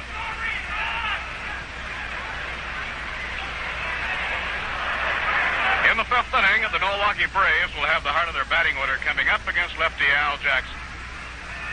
Mac Jones, the right fielder, left-hand hitter, leading it off. Jones 1 hit and 2 times up. Looks at a fastball, and it's through there for a call, strike 1.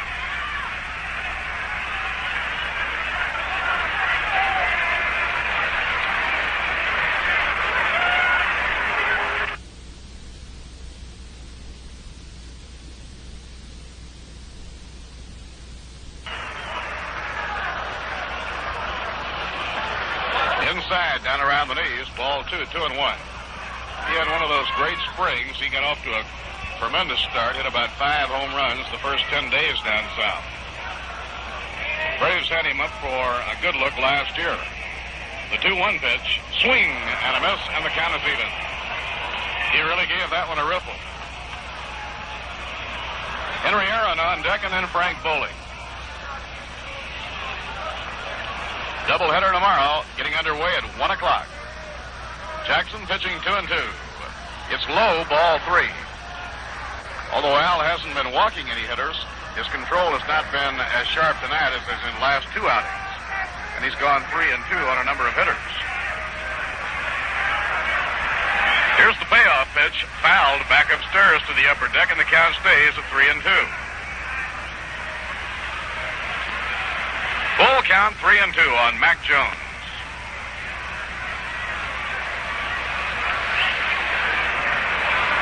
Batting out of an overly closed stance.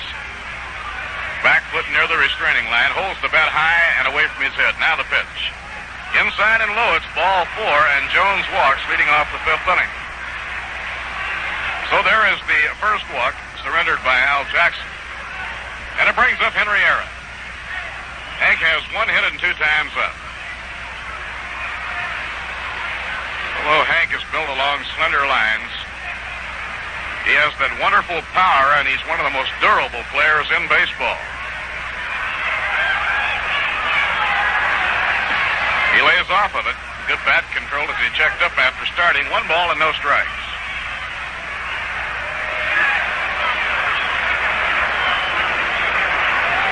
He led the National League in total bases last year. He's led the circuit 3 years in a row. Thrown to first, not in time. He doesn't come close to having the size of some of the big sluggers in baseball, but nonetheless, he's led the circuit in total bases 5 times and 3 years in a row. A high fly ball hits the right field. It's carrying deep. Bell has a long way to go. On the warning path, he's under it. Grabs it for the out. Aaron flies to right. That ball was high enough to give Gus time to get over there, not too far from the corner, and on the warning path. Right here before Frank Bowling steps in, we'll step out for station identification. The time. 8:10 on your radio dial. This is WGY Schenectady.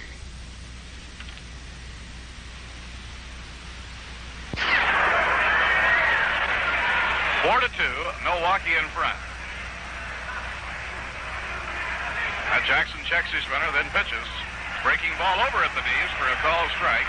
Frank Bowling didn't think so, and he steps out of there to talk to umpire Benny Smith about it. Benny, who played his major league ball at Pittsburgh, makes his home in Pittsburgh the year round.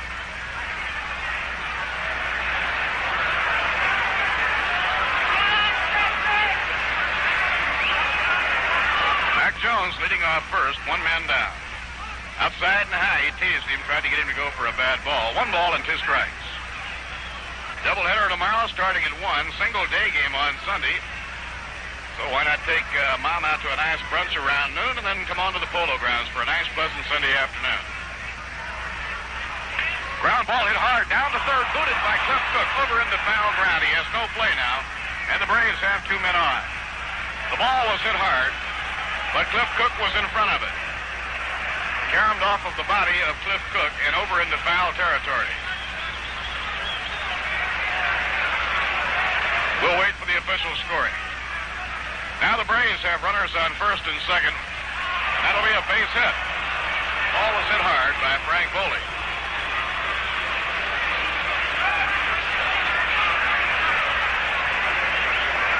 So that gives the National League's All-Star second baseman his 3rd straight hit in the game. He's 3 for 3. Batter is Del Crandall. Del has a double, driving in a run, and a single, driving in a run. So the veteran Del Crandall, 11-year veteran, is 2 for 2 and 2 RBIs. A strike at the knees. Braves have had at least 1 hit in every inning of the game with the exception of the first. They now have a total of 4 runs on 9 hits. The Mets have been held to 3 hits, but they've had the long hits going for them. A booming triple by Cliff Cook and a home run by Jim Hickman.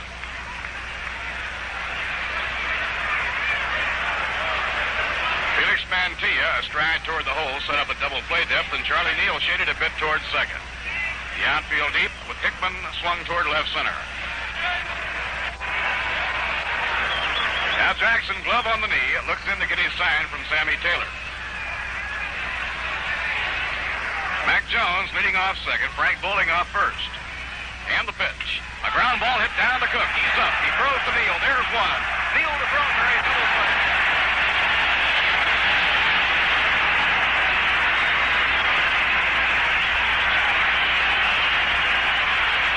No runs. 1 hit. No errors. 1 left on. At the end of 4.5 innings, the score, the Milwaukee Braves 4 and the New York Mets 2. Now we go to the last half of the 5th inning, and Al Jackson is up against 28-year-old right-hander Bob Shaw. Bob trying for his 3rd win of the season against a single setback. Has given up 3 hits over the first 4 innings. Jackson, left-hand hitter, waiting. Fouls the ball back toward the upper deck. This will be out of play, strike 1. Al flied to right with a ball that was hit fairly well his first time up.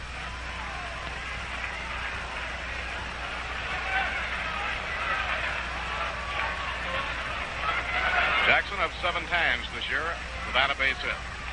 He drags a bunt down the first base line, running after to Shaw. He throws to first. Out, a great play.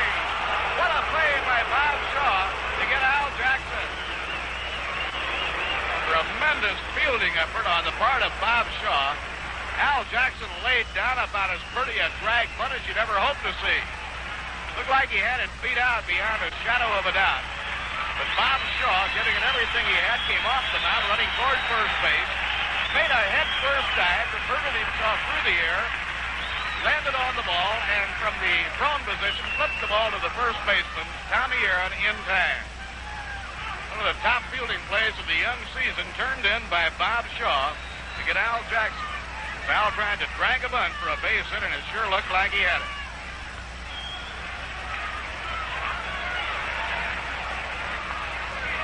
Pitch is over to Jim Hickman for a strike.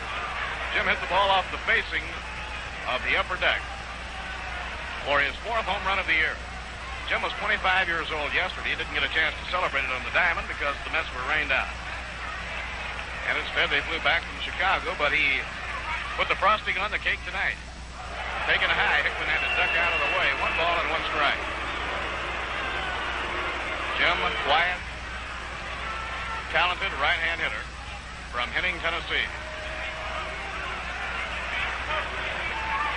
He's a long striding outfielder, and he's been making some long strides for the New York Mets. They've been working with him to get him more aggressive, and he certainly has become so. Breaking ball just outside. He started to go and then held up, and he was right. 2-1. He's been jumping on that first pitch quite a bit of late, and he also banged the ball to the opposite field. Rogers Hornsby has worked with a number of the Mets to try and get them to go with the pitch and hit that outside pitch to the opposite field. Low and outside is ball 3. 3-1 on Jim Hickman. New York trailing 4-2. We're in the last half of the 5th inning.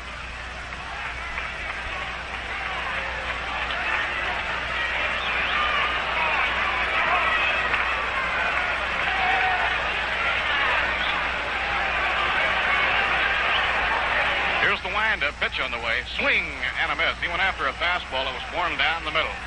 And the string is out 3-2 on Jim Hickman.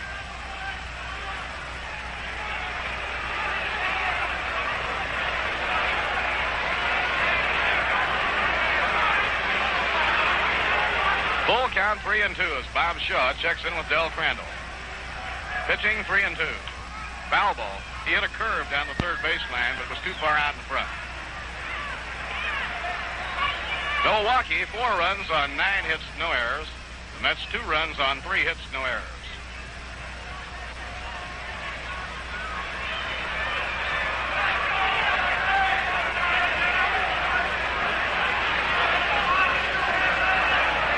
Shaw cranks up the 3-2 delivery. Ball 4. He missed the outside corner. He threw him a breaking ball on 3-2.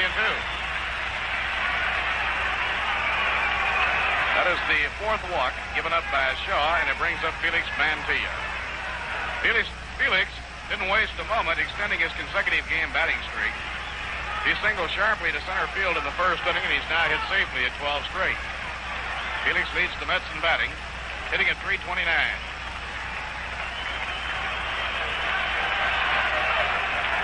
He holds up, but it's a strike on the outside corner.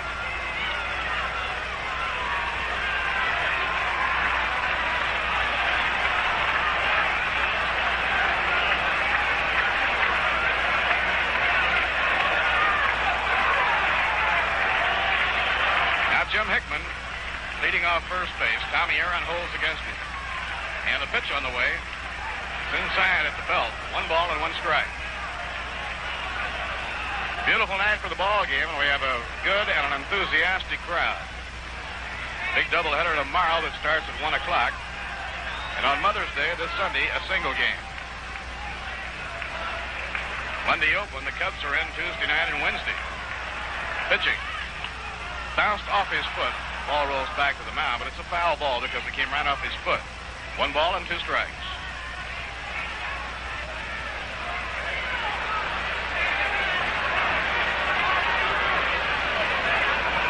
Following the 6 games with Milwaukee and the Cubs, 4 with the Braves, 2 with the Cubs, the New York Mets will make their first lengthy road trip of the season.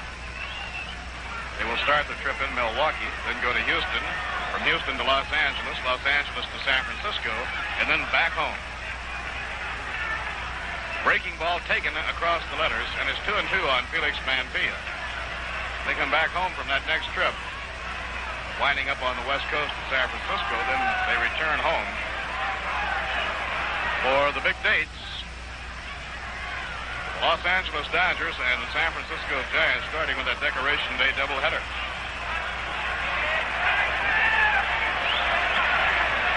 Bob Shaw makes the 1-second stop.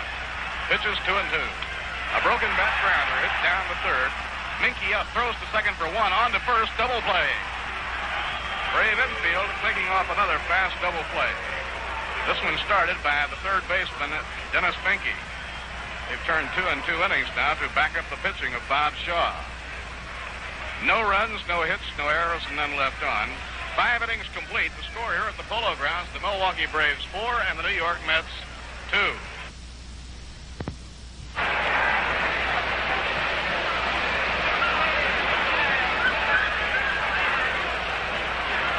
2 games tomorrow, 1 on Sunday for the Milwaukee series. The Cubs in Tuesday night and Wednesday. Doubleheader tomorrow as a 1 o'clock start. Keep mentioning that a number of times throughout the broadcast tonight because of the fact that in the very beginning it was not that starting time. Here's the windup and the pitch. A swing and a miss, strike 1 to Dennis Menke. Young Dennis Menke, M-E-N-K-E, right-handed batting third baseman, filling in for the injured Eddie Matthews. Had a good year in AAA on the Coast League, in the Coast League last year at Vancouver. Jackson's breaking pitches inside and low. 1 ball, 1 strike.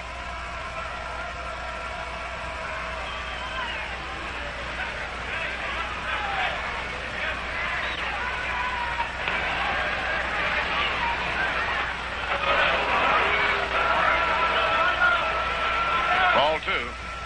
Well, in the 6th inning at Baltimore, the Washington Senators scored 11 runs. They now lead the Orioles 12-0. A high pop foul over toward the field boxes. Cronenberry takes a look in, but sees it's out of his reach. And the count goes 2-2 on Dennis Menke. Art Quirk was knocked out of the box. Wes Stock came in, and finally Skinny Brown. And when it was all over, Mickey Vernon's Washington Senators had 11 runs. So at the end of 5 1/2, the Senators lead the Orioles 12-0. Last half of the 6th inning has been out a long time at Cleveland. Blazer right in there, calls strike 3. Dennis Menke called out on strikes. And that's 5 strikeouts in the game for Al Jackson.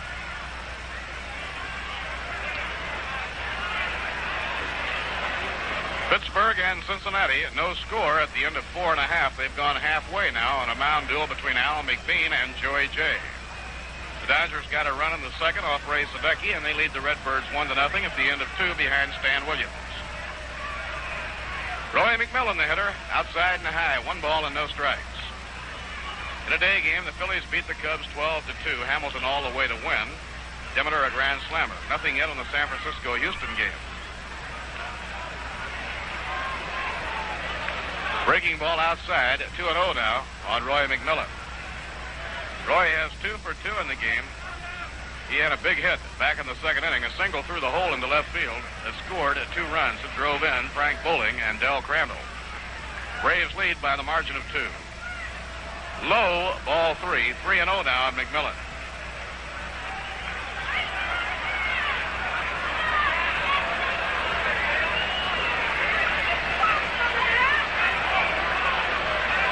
Jackson behind on the count, winds and pitches.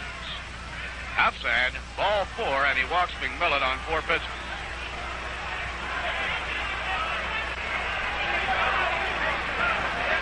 That's the 2nd walk. His previous walk was to Mac Jones. Now we're waiting for pitcher Bob Shaw. What a fielding play he made to rob Al Jackson of a base hit. Al laid down a beautiful drag punt. Looked like he had a base hit easily. And Shaw turned in a tremendous effort to dive, get the ball, and throw from the ground. Just flipped the ball. He was only about 4 or 5 strides from first when he finally got it. Bob 0 for 2, has been up twice, struck out twice. He struck out trying to bunt the 3rd strike in the 4th inning. He's around the bunt, pulls the bat back, and it's inside, ball 1.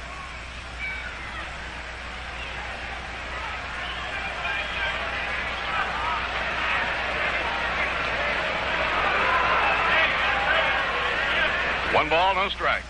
Cliff Cook in close at 3rd. Swing and a fly ball hit to right center, running for it is Hickman to his glove side. He's there and makes the catch. So they took the bunt off and let him swing away, and he hit the ball fairly well to right center field. 2 men down in the top half of the 6th inning. Roy McMillan on first. Now the top of the batting order for the first baseman, Tommy Aaron. Tommy 0 for 3. Has been thrown out by Cliff Cook, grounded out to Al Jackson, and reached safely on a fielder's choice. Tommy batting at 240. Right-hand hitter. Holds the bat straight up and down. Swings a grounder hit toward the hole. Cook tries to cut it off, knocks it down with his glove. No play available. And everybody is safe. Cliff Cook trying to make the cutoff play, running across the edge of the carpet. Got his glove on it, but was unable to make it stick in his glove. And it'll go as an error to Cliff Cook.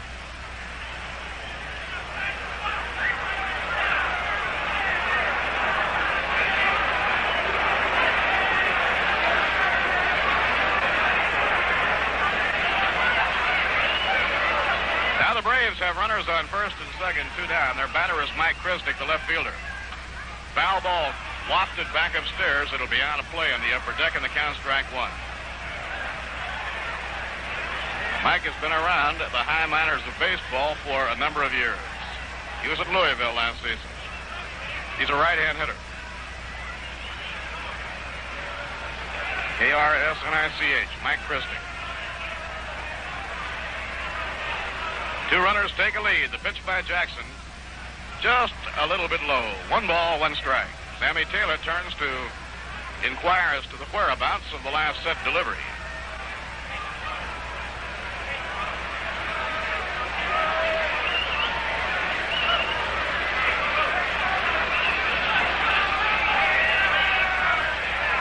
Roy McMillan, the lead runner, on second. Tommy Aaron on first. And there are 2 away in the top of the 6th. The Braves in front 4-2. Good changeup by Jackson, floating in and over. 1 ball and 2 strikes. Beauty of an off-speed pitch thrown by little Al Jackson. Last of 13 children, 27 years old, from Waco, Texas.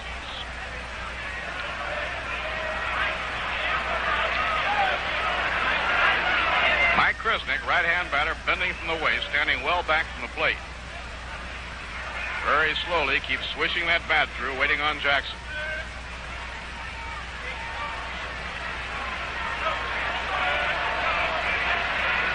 It's 1-2. Kick of the leg, the pitch thrown. He struck him out, swinging. Good breaking pitch by Jackson on the outside corner, and he had Christnick lunging on that one. No runs, no hits, 1 error, and 2 left on. And at the end of 5.5 innings, the score, the Braves 4 and the New York Mets 2.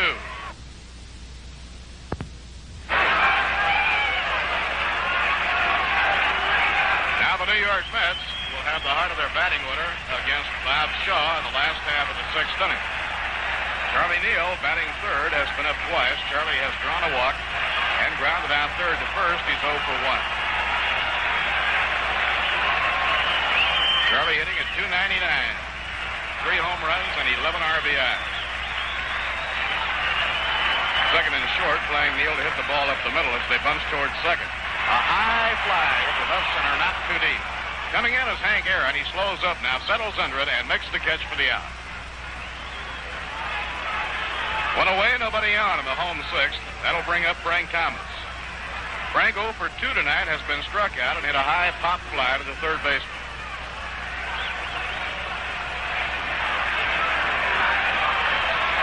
Del Crandall working behind the plate, handling veteran right-hander Bob Shaw.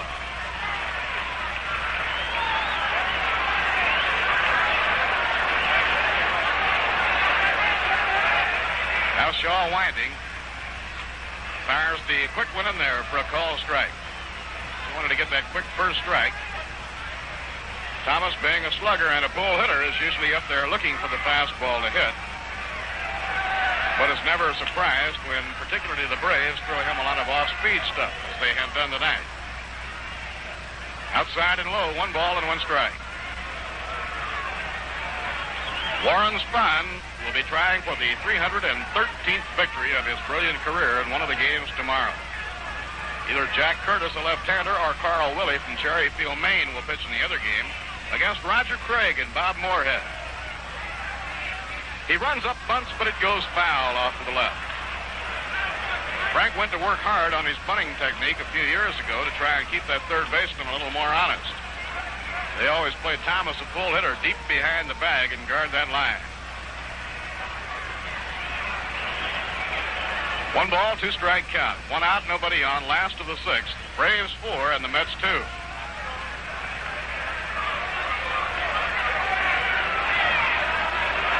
Shaw over the head. Down comes the arm.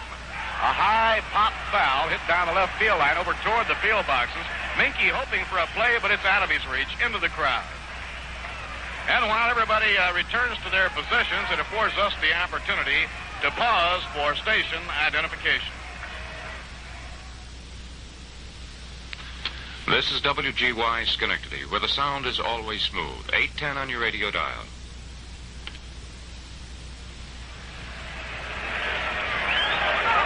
Bob Murphy with Lindsey Nelson and Ralph Kiner from the Polo Grounds. 1 ball and 2 strikes on Frank Thomas with 1 out and nobody on. Bob Shaw cranking up. Slider off the outside corner. Thomas started after it, then held up in time, and the count is 2-2.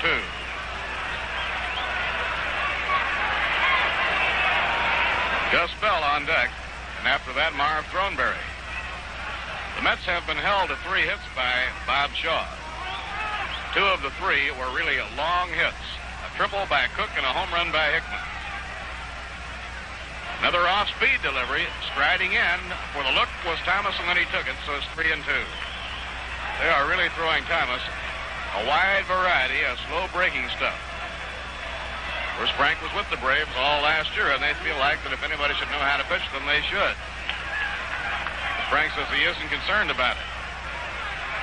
Now the 3-2 pitch. He held up, and it's strike 3 call. Up the inside corner. Thomas started after it, then held up. But Benny Smith calls him out.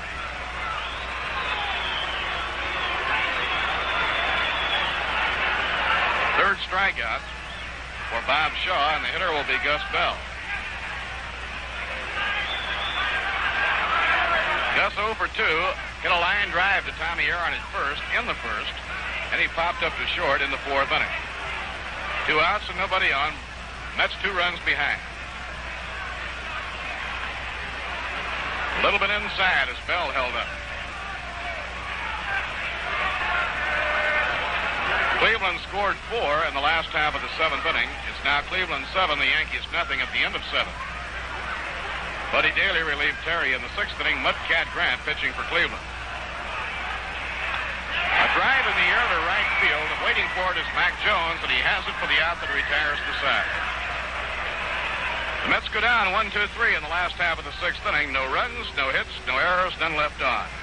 6 innings complete, and the score at the Polo Grounds, the Braves 4, and the New York Mets 2. Right here, Mac Jones is standing in waiting for the first pitch from Al Jackson. Mac Jones, left-hand batter. He's 1 for 2 and a walk tonight. Has scored 1 run. The pitch is on the way, and it's swung on as a ground ball pull foul. Down past Andy Pafko, the coach at first. On down to the ball boy, and it's strike 1 to Al Jackson. From Al Jackson to Mac Jones. In the American League, at the end of 4 1/2, the Detroit Tigers lead the Boston Red Sox 2-0. Don Schwal against Paul Poitak. There's a pitch low to Mac Jones. It's 1-1. Chicago White Sox are at Los Angeles tonight to play the Angels. That one, of course, not yet having begun. Pitch taken inside by Mac Jones. It's 2 balls and 1 strike.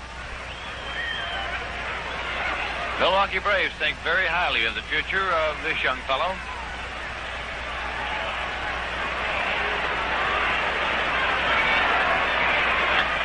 Swing and a foul ball. 2-2 now to Jones. In Baltimore, the Washington Senators lead the Baltimore Orioles by a score of 12-0. At the end of 6 1/2 innings, the Senators got 11 runs in the top half of the 6th inning. Gene Woodling had a grand slammer to account for 4 of those 11. That pitch goes high to Mac Jones. The count is on full 3-2. Kansas City A's are at Minnesota tonight. That's Pista against Pasquale. No score yet. And right here, the Milwaukee Braves lead the New York Mets by a score of 4-2. And here comes a payoff pitch from Al Jackson to Mac Jones. Swung on and land past Charlie Neal. And rolling on out into right field for a base hit. It handcuffed Neal. He had his hands on it. But that one handcuffed him for fair and rolled on out into right field. Retrieved by Gus Bell and fired back in. It scored as an error. It is not scored as a base hit. He did get his glove on it. He was handcuffed, and it is scored as an error on Charlie Neal. So make it Mac Jones on the error with nobody out. That is the second error of the ball game. Henry Aaron is at the plate. He is 1 for 3 tonight. Right-hand batter. Pitch is in there for a call strike. Aaron, one of the most relaxed men at the plate in baseball. It's been said by some critics that he could sleep between pitches. But he snaps to attention when he gets time to do business. He weighs only 170 pounds, but has power in all directions. Change of speed, and there's a ground ball to third. Cook has it. He goes to Neal. He's out there. The relay to first. He's out there.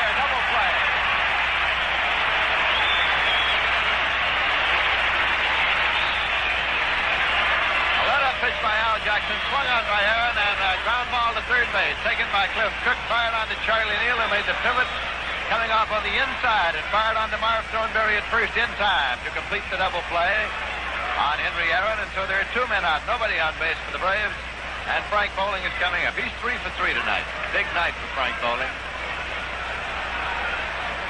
Pitch is low for a ball.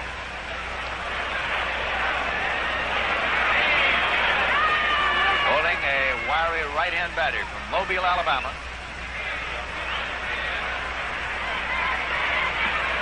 He watches in there for a called strike. It's 1-1. Both starting pitchers are still in the ball game. Bob Shaw for the Milwaukee Braves and Al Jackson for the New York Mets. As the Braves lead here by a score of 4-2. Let a pitch swung on, popped up in foul territory behind the bag at third. Cliff Cook is there. He takes it to the out. Bowling is fouled out to first, and the Milwaukee Braves go out in the top half of the 7th inning with no runs, on no hits, 1 error, and nobody left. And so at the end of 6 1/2 innings to play at the Polo Grounds in New York, the score is the Milwaukee Braves 4 and the New York Mets 2. As we go now to the bottom half of the 7th inning, the New York Mets still trail by 2 runs, and they're sending up Marv Thornberry, Cliff Cook, and Sammy Taylor. Thornberry has been up twice. Officially only once. He drew a walk in the 4th inning, fouled out to third base in the 2nd. Bob Shaw pumps twice and fires, and there's a swing and a miss. Ball pops out of the big glove of Del Crandall, rolls a few feet out in front of the plate. He retrieves it and fires it on. A strike 1 count now to Marv Thornberry. He established a reputation for power with the Denver club in the American Association. Hit the ball tremendous distances with Denver, which is low. He came up very briefly at the end of the season in 1955 with the New York Yankees. Later spent 2 full seasons with the Yankees. Was traded to the Kansas City A's in the deal that brought Roger Maris to the Yanks. And last year was traded from Kansas City over to the Baltimore Orioles. Was bought this week by the New York Mets in a cash deal from the Orioles. 1-1 the count now to Thornberry. That's a swing out of foul ball behind the bag at third. Going over is Dennis Menke, waiting, and Menke takes it for the out. So for the 2nd time tonight, Marv Thornberry is fouled out to third. There is 1 man out, nobody on base, and Cliff Cook is coming up. Cook is 1 for 1 in a walk tonight. He had a booming triple year in the 3rd inning, and later scored on Sammy Taylor's sacrifice fly. It was a drive way out in front of the bleacher area in left center field. Henry Aaron got there and did get his hands on the ball, but could not hang on to it, and it was scored as a triple for Cliff Cook. Pitcher's in there for a called strike. Cook acquired from the Cincinnati Reds in the deal which sent Don Zimmer from the Mets to the Reds. Low curveball on 1 hop to the shortstop, Roy McMillan, across to Tommy Aaron, and he's out. So Cliff Cook has grounded out McMillan to Aaron. 2 men out, nobody on, and catcher Sammy Taylor coming up. Taylor's nothing for 1 officially. He hit into a double play in the bottom half of the 4th inning. Then the sacrifice fly to left in the 2nd inning to score Cook. The Braves scored first tonight, getting 3 big runs in the top half of the 2nd. Mets came back to get 1 in the bottom of the 2nd, and the Braves scored again in the top of the 3rd, and the Mets scored in the bottom of the 3rd, and that's the way the scoring stands, 4-2. The Mets getting their 2 runs on Cook's triple and Taylor's sacrifice fly, and a home run by Jim Hickman, his 4th of the season. Now Bob Shaw is into the windup. The pitch swung on, and there's a ground ball going through and into right field for a base hit. Mac Jones is up with it, relays it in, and Sammy Taylor now is on, and Al Jackson, the pitcher, is due up. But there's action in the bullpen of the New York Mets indicating we may get a pinch hitter with tying run at the plate. Tell you more about that in just a moment. And now coming out is Al Jackson. He's going to bat for himself.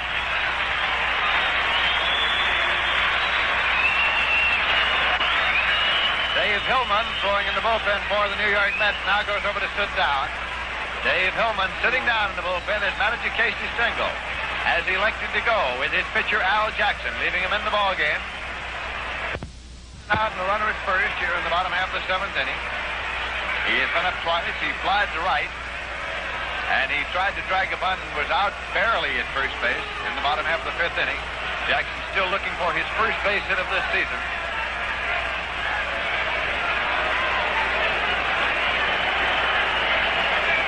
So now he will be looking to get on base any way he can here in the bottom half of the seventh inning. With Jim Hickman now on deck for the Mets. Starter Bob Shaw with a record of 2 victories and 1 loss thus far this season. Looking in to get the sign from Del Crandall. Sammy Taylor leads at first. The pitch in there on one short hop, fielded by Del Crandall. Crandall, year before last, had the finest season of his major league career all around. Was batted number 2 in the batting order by manager Charlie Besson. Changed from a dead pull hitter into a man who sprayed the ball around and could take it to right field. Had a .294 batting average, his best in the majors. Here's a ground ball, and he's going to shortstop. McMillan tips on the bag at second for the force, and that's all. Jackson hitting the ball solidly on the ground to shortstop Roy McMillan, who simply kept right on running over to tag the bag and force Sammy Taylor. And so the New York Mets in the bottom half of the seventh inning go out with no runs on 1 hit, no errors, and 1 man left. And at the end of 7 innings complete at the Polo Grounds, the score is Milwaukee Braves 4 and the New York Mets 2.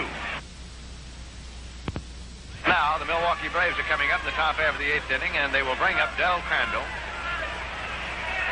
Dennis Menke, and Roy McMillan. Crandall, a right-hand batter, who has doubled and singled and hit into a double play. He has driven in 3 runs. Facing left-hander Al Jackson, who started and is still in the ballgame for the New York Mets. Pitch is in there for a called strike. 7 inning totals. The Milwaukee Braves have 4 runs on 9 hits, no errors. The New York Mets have 2 runs on 4 hits and have committed 2 errors tonight. Change of speed, pitch is hit foul off the facade of the roof, about 2 feet foul on the left field line. It's a let-up pitch, and Crandall ripped it.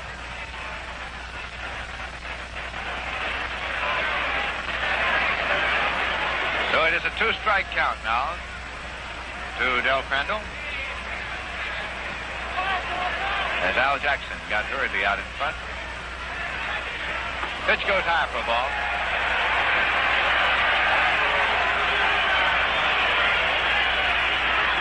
That one had Crandall moving out of there a little bit.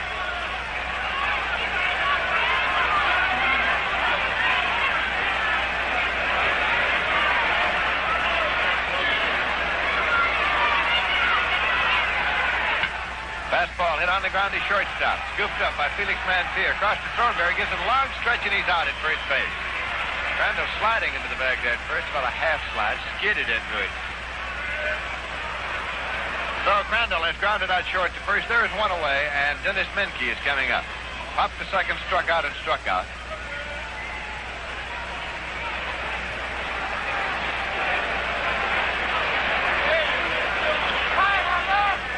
Milwaukee Braves and the New York Mets. That swung out on the ground ball, full foul. It's strike 1 to Menke. The Braves brought a record into the ballgame tonight of 12 victories and 14 losses. They are 8 1/2 games behind the league-leading San Francisco Giants. New York Mets brought in a record of 5 victories and 16 losses.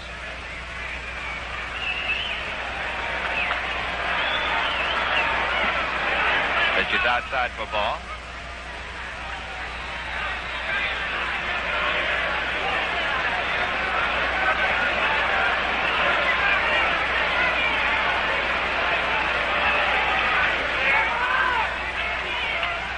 Ground ball, full foul again.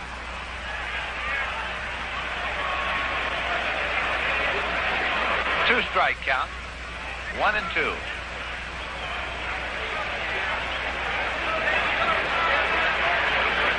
New York Mets earlier today optioned pitcher Bob G. Miller to Syracuse, subject to immediate recall. That's the left-hander just acquired this week. Change of speed, pitch, cut on and fouled off. It's 1 and 2 now to Menke. The Mets obtained Robert G. Miller from Cincinnati last Sunday in the option lot today. The paid attendance tonight, 15,562. Total attendance, 16,136. You're at the Polo Grounds on a warm, comfortable evening. Swing and a miss. Struck him out for the third time tonight. Strikeout number 7 for Al Jackson.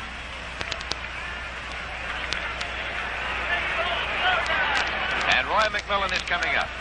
He is 2 for 2 in a walk. Has 2 runs batted in. Ball one.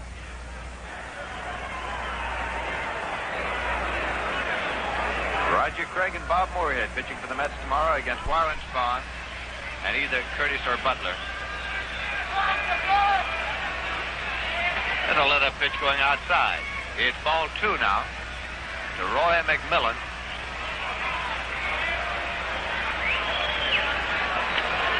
Braves got McMillan in December of 1960 from Cincinnati in exchange for pitchers Joey Jay and Juan Pizarro. Fastball swung on and fouled off and out of play. 2-1. Of course, Cincinnati dealt Pizarro right on over to the Chicago White Sox, getting Gene Freese in that deal.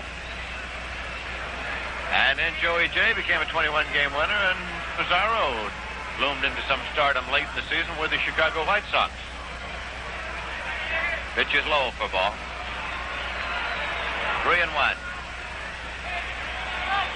Was a time, of course, when the Milwaukee Braves were in their heyday of 57, 58, when they were winning National League pennants. Here's a pitch, swung on and fouled off. When they had a triumvirate of young pitchers, Carl Willie, Joey Jay, and Juan Pizarro, which led people to believe that that pitching staff, led by Lou Burdett and Warren Spahn, would go on forever. But they traded off 2 of the youngsters to get Roy McMillan. They're counting him right now 3 balls and 2 strikes.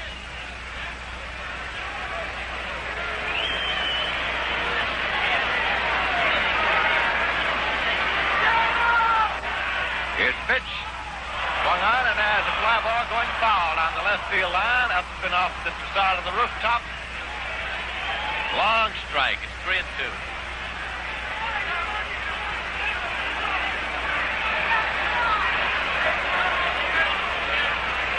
So it's full count to McMillan.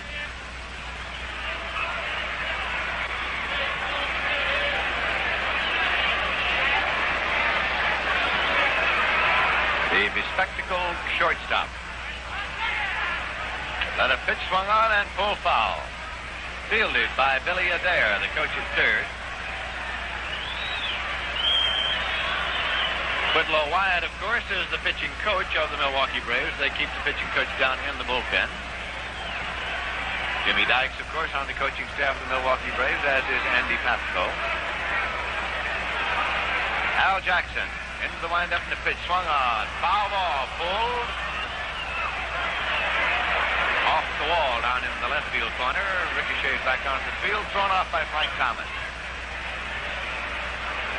So the count holds at 3-2 to Roy McMillan. He bats number 8 in the batting order for the Milwaukee Braves. Manager Charlie Dressen, when the Braves got McMillan, said he figured this would help his pitching considerably. A defensive man like Roy McMillan. Fine glove man. Let up pitches in the dirt and he walked him. That is the 3rd walk issued tonight by Al Jackson. He has walked McMillan twice. And pitcher Bob Shaw is coming up. Struck out, and fly to center. Hit the ball pretty well on the fly ball to center. The second strikeout was an attempted bunt that he fouled off on 3rd strike. So left-hander Al Jackson up to work on right-hand batter Bob Shaw. Born in New York City, lives in Garden City. Here's a pitch. Swung on. A comebacker to Al Jackson, one of baseball's fine fielders. Fires to first in time and he's out. So Bob Shaw grounded out pitcher to first and in the top half of the 8th inning. Milwaukee Braves got no runs on no hits.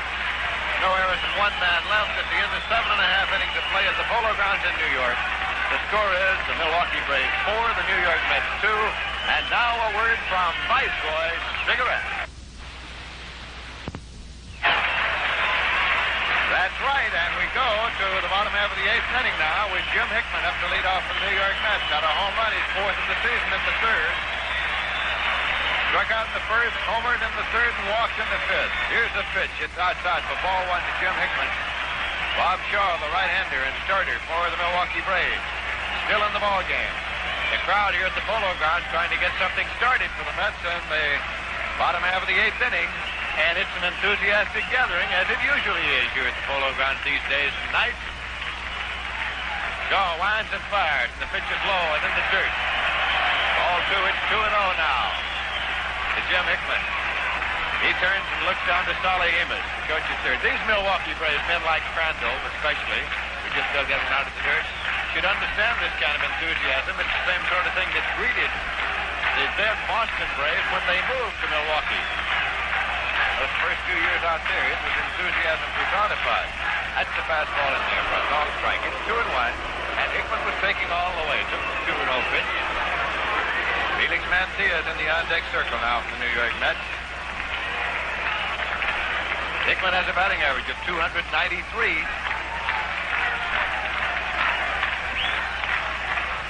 Watches in there for a double.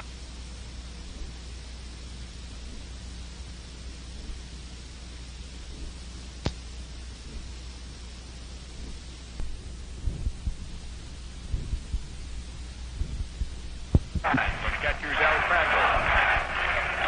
Now looks around his outfield a little bit. Turns. Look in again. Dips into the windup.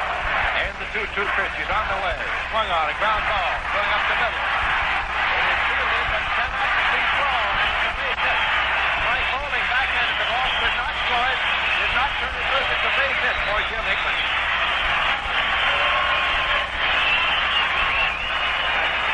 Scored as an infield hit for Hickman up the middle, and Bowling, the second baseman, went to his right, backhanded the ball, but had no play. So now the New York Mets again have situation, tying run at the plate. Felix Mantilla is coming up.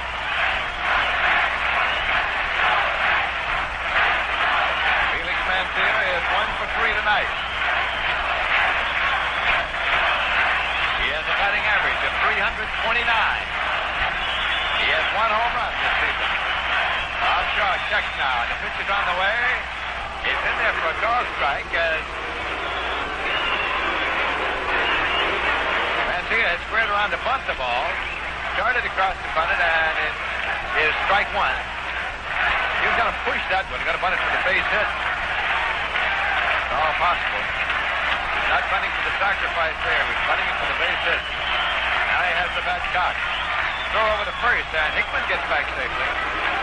Hickman moves with long strides. He glides along, covers a lot of territory. He has been one of the bright spots in the lineup of the New York Mets in recent games. That pitch misses way on. It's 1-1 now to Mantilla. Charlie Neal is on deck to be followed by Frank Thomas in the batting order of manager Casey Stengler's New York Mets. Charlie Neal on deck, and then Thomas.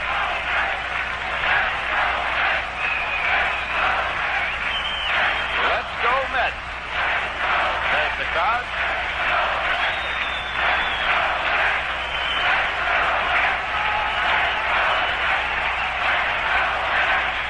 Let a pitch swung on, and there's a fly ball to left field. Mike Kresnick moves underneath, waits, and he takes it for the out. Jim Hickman halfway on the fly ball to left, returns to the bag at first, and that will bring up Charlie Neal.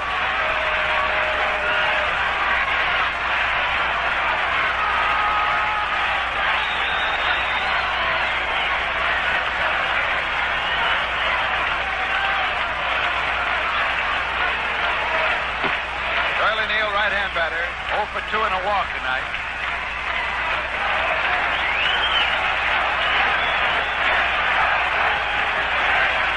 Curtis and Fisher, Jack Curtis and Hank Fisher throwing in the bullpen now for the Milwaukee Braves. That pitch is low and away. Rolls a few feet away from Crandall. He pounces on it. There's no advance by Hickman.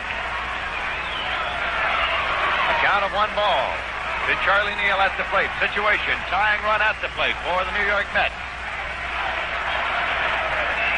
Jack Curtis and Hank Fisher throwing in the bullpen. Curtis a left-hander, Fisher a right-hander.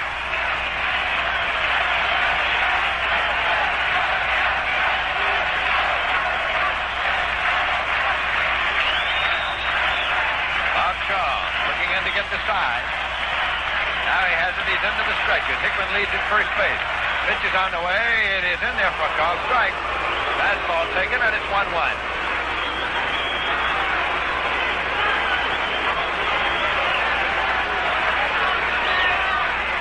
Umpire Benny Smith behind the plate, looking over the baseball.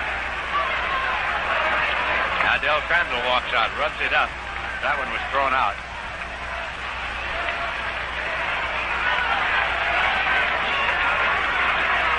The infield hit that Jim Hickman got to open this inning for the Mets was hit number 5 for the Mets off Bob Shaw tonight. Milwaukee Braves lead by a score of 4-2. And we're in the bottom half of the 8th inning.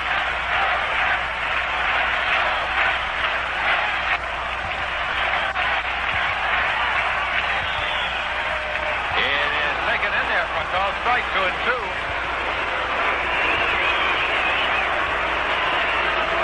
Neal steps back out of the batter's box now for a moment. Hickman is standing on the bag at first. One man out, and Frank Thomas in the on-deck circle.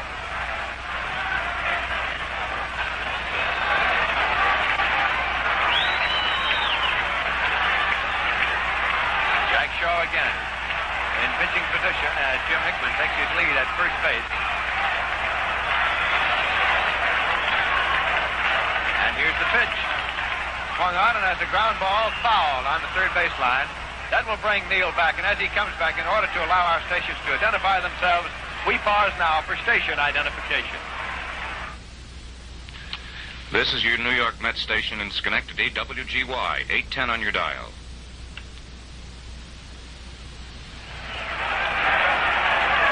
This is Lindsey Nelson with Bob Murphy and Ralph Kiner at the Polo Grounds, where the New York Mets have one man out, a runner at first, and the count of 2 balls and 2 strikes to Charlie Neal at the plate, with the Braves leading by a score of 4-2.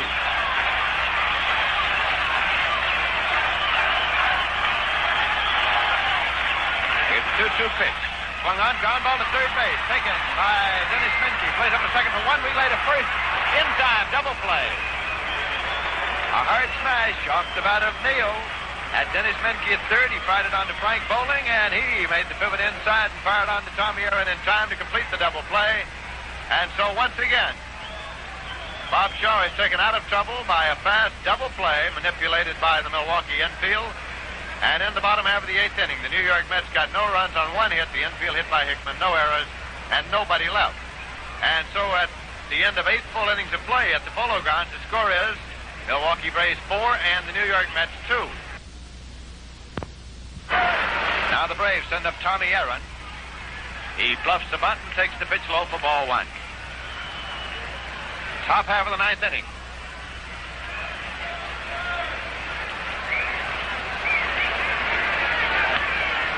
Both starting pitchers still in the ball game. Al Jackson working for the Mets. His pitch is swung on. It's a ground ball off the chest of Cliff Cook.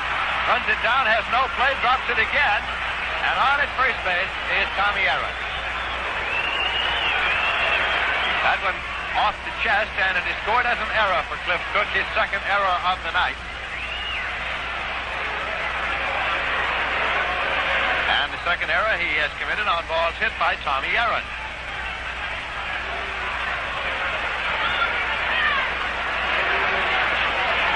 So the Milwaukee Braves have a 2-run lead, and they have a runner at first and nobody out. Mike Kresnik is coming up. He is 0 for 4 for the night.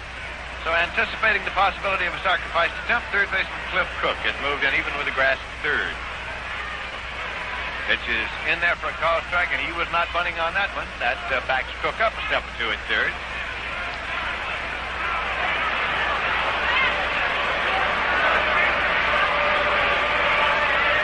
Mac Jones is now on deck for the Milwaukee Braves, to be followed by Henry Aaron here in the top half of the 9th inning.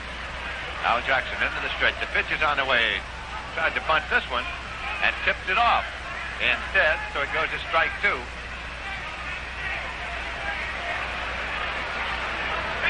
So the bunt sign was not on the first pitch, but it was on the second. Manager Bertie Tebbets of the Milwaukee Braves, of course, running the club from the dugout. His coach at third is Billy Adair. His coach at first is Andy Pafko.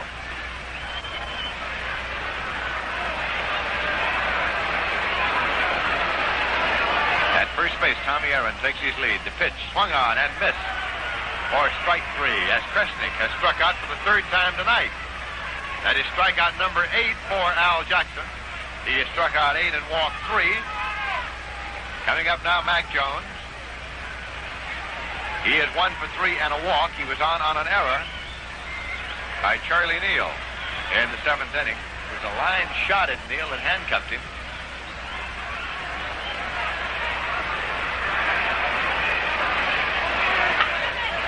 Swing and a foul ball. Out of play. Strike 1 count to Mac Jones.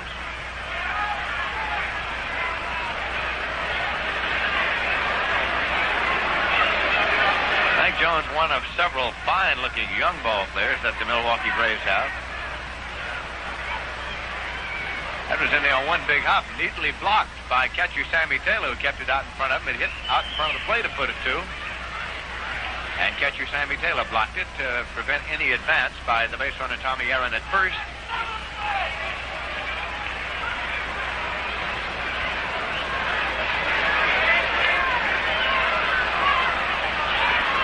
Again, Jackson set to work. Slow curveball that hits the plate and bounds on back and moves Tommy Aaron to second. Taylor runs it down, and holding at second now is Tommy Aaron.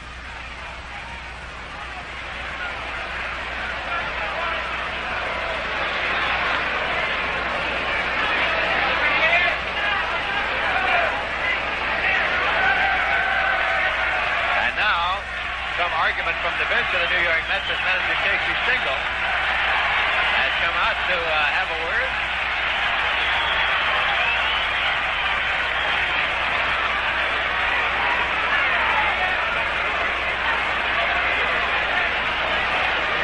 Scored as a wild pitch.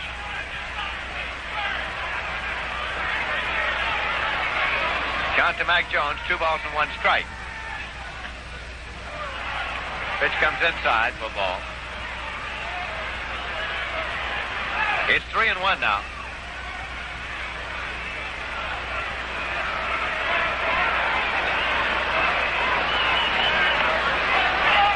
Aaron leads at second. Here's the pitch down low, and he walked him. So Mac Jones has drawn a base on balls.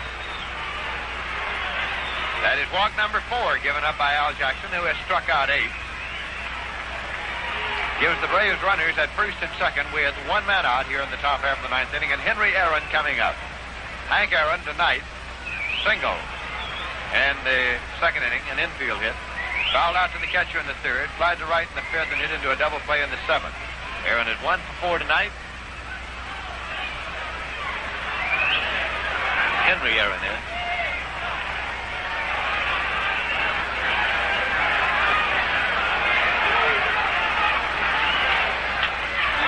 Base hit down the line and left. Tommy Aaron turns third and is coming home. Frank Thomas takes the ball to third, and sliding in there safely is Mac Jones as Henry Aaron goes to second.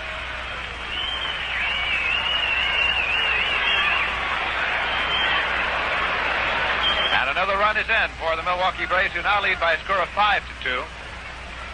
Run batted in for Henry Aaron on the drive to left. It is scored as a double.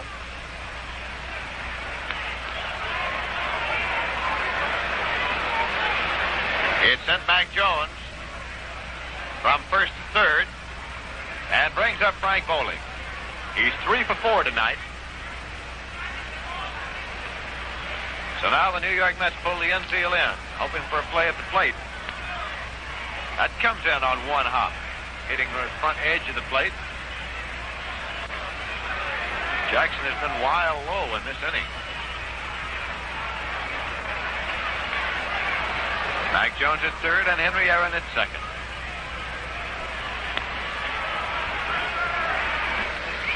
Pitch misses inside for ball. 2 balls and no strikes now to Frank Bowling.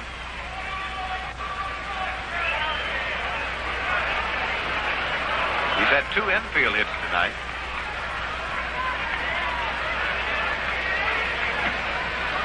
Pitch misses outside. It's ball 3. Bowling is reputed to be something of a bat manipulator.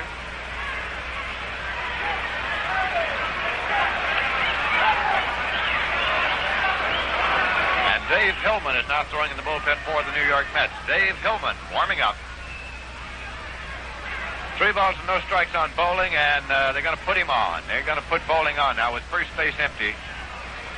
They're going to take a chance on him. The pitch goes outside, and he has been walked. That is walk number 5, given up by Jackson, the first intentional pass.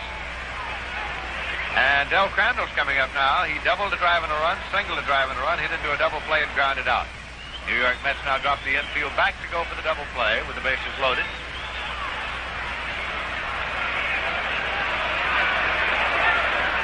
There is 1 man out. The Braves are batting in the top half of the 9th inning, and they lead by a score of 5-2. There's a ground ball that's fair and on the right field line. 1 run has scored. 2 runs have scored. And turning at third and coming on is Frank Bowling. Now he goes back, and the throw went to second base. The throw went to second base as Crandall is tagged out there, and he is out at second. Bowling took a turn and then went dashing back into the bag at third, so 2 runs scored. 2 men are out. As Crandall trying to make it to second, and Gus Bell fired the ball on. So 2 runs in to make it a 7-2 ball game. As both Mac Jones and Henry Aaron scored, Bowling is now at third. Crandall gets credit for 2 runs batted in. He's batted in 4 tonight. And up now is right-hand batter Dennis Menke, who is nothing for 4. The runner at third and 2 men out. Pitch is low for a ball. Crandall hit the ball on the ground just inside the bag at first, right down the right field line. Gus Bell had to give it the long run to get over there, and got over, fielded it neatly, and fired it on in time to get Crandall at second, but 2 runs had scored, and Bowling had moved to third. That's a drive going into left field, dipping in for a base hit. Bowling comes on to score. Frank Thomas relays the ball in, and holding it first with a single to left and a run batted in is Dennis Menke. As Frank Bowling crossed the plate, that will bring up shortstop Roy McMillan. And it is now 8-2. Milwaukee Braves leading the New York Mets in the top half of the 9th inning. Pitch is in there low on 1 hop. Blocked by Sammy Taylor.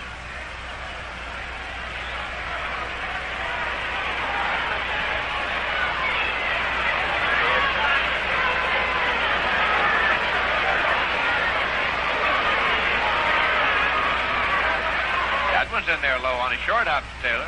It's ball 2.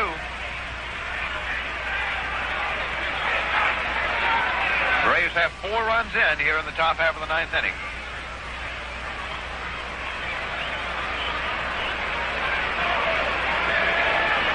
Menke, the base runner at first, takes his lead. Jackson's pitch swung on and has a ground ball going to Marv Thornberry at first. He makes the play unassisted to retire the side. As McMillan grounds out to Thornberry unassisted in the top half of the 9th inning, the Milwaukee Braves got 4 runs on 3 hits. There was 1 error and 1 man left. And so at the end of 8 1/2 innings of play at the Polo Grounds, the score is Milwaukee Braves 8 and the New York Mets 2. Going now to the bottom half of the 9th inning. Trailing by a score of 8-2, the New York Mets will send up Frank Thomas, Gus Bell, and Marv Thornberry.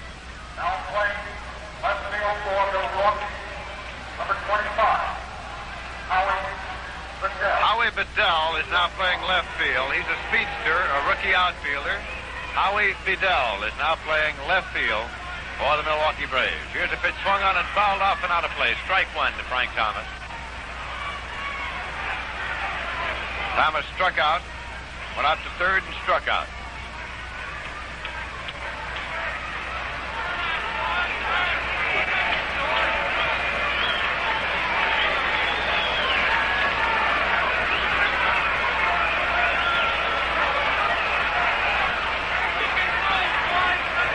Bob Shaw, the starter, has come all the way for the Milwaukee Braves. That pitch is inside to Thomas. It's 1-1. Don't forget the big doubleheader, the first Saturday afternoon doubleheader of the season. tomorrow. First game, 1 p.m. And then a Sunday single game starting at 2 p.m. on Mother's Day. That pitch is low to Thomas. It's 2 balls and 1 strike. Mets tonight have a total of 5 hits off Bob Shaw.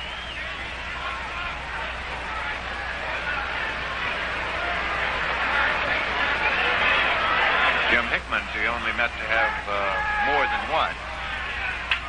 Has a broken bat ground ball. At third base, it is taken by Menke. Throws on to first in time, and Thomas is out. Broke the bat, sending the ground ball down to third. Menke firing over to Tommy Aaron at first.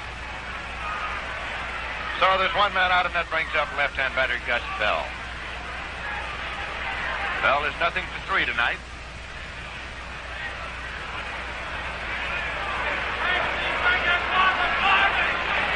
Marv Thornberry moves into the on-deck circle now.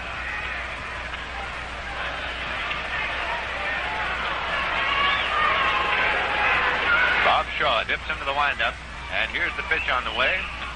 Inside, ball 1.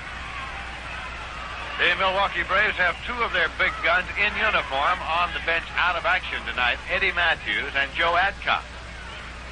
Matthews has been on the injury list for several days. Pitch is in there for a call strike. And Joe Adcock has had a bout with a cold and still has a severe case of laryngitis.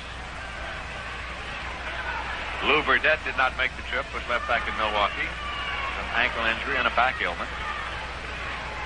1-1 the count now to Gus Bell. Swing and a drive going out to left field for a base hit. On 1 hop to Howie Bedell. He fires it back in, and Gus Bell come up with a single to left with 1 man out. And that brings up Marv Thornberry, playing his first game with the New York Mets. He is 0 for 2 in a walk. Twice he is fouled out behind the bag at third. But a man who is known to be able to hit with power.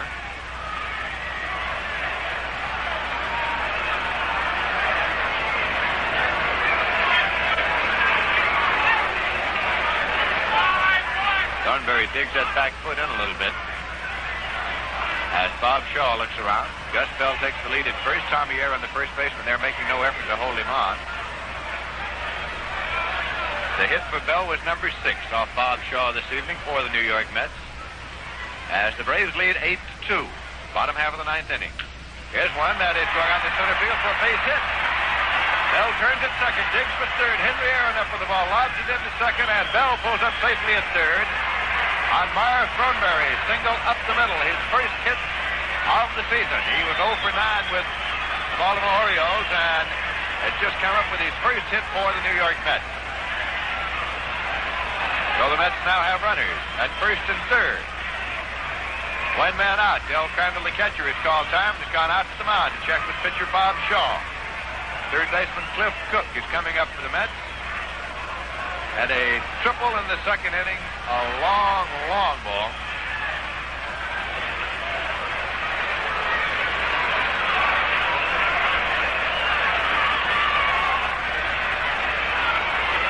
Hank Fisher now throwing in the bullpen for the Milwaukee Braves.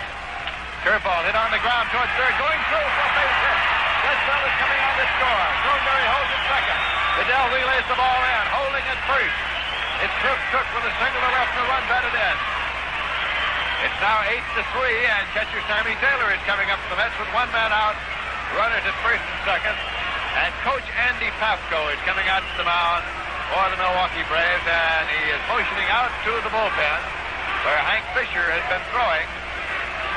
So it is beginning to appear that Bob Shaw is not going to get a complete game here. The ball hit solidly on the ground into the hole between short and third, going out onto left field. To give the New York Mets their third run of the night, leave runners at first and second, and Hank Fisher is now taking the long walk in from the bullpen area down in left field.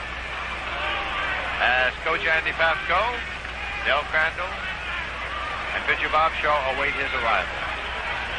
Andy Pafko was saying before the ball game that he has many memories of the Polo Grounds. Of course, this is the first time he has been back here in a number of years. He says his most poignant memory is that of leaning back against the wall in left field and watching the ball off the bat of Bobby Thompson sail over his head and into the stands for a home run that gave the 1951 pennant to the New York Giants over the Dodgers. Pafko was the Dodgers left fielder at the time. Well, Bob Shaw is leading the ball game. Coming on is Hank Fisher.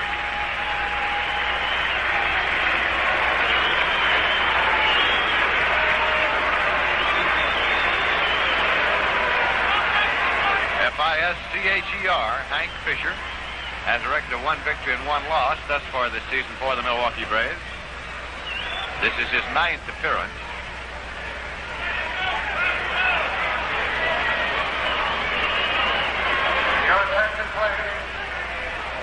He has appeared exclusively in relief this season.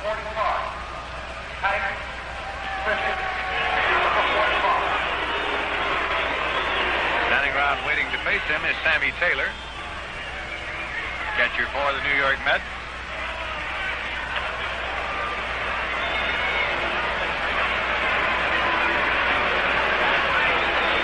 Runners are at first and second. Thornberry at second, Cook at first. Fisher can fire the baseball.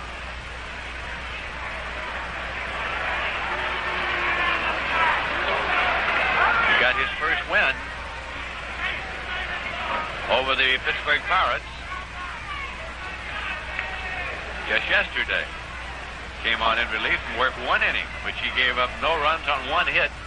But he did get the win yesterday over the Pirates, as the Braves came on late to win it. Before that, he had a save against the Pirates.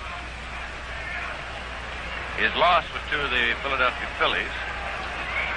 Scored 9-8 when he worked 1 inning and gave up 1 run on 2 hits. All right, left-hand batter and catcher, Sammy Taylor. Steps into the batter's box with runners at first and second and 1 man out. The New York Mets batting in the bottom half of the 9th inning.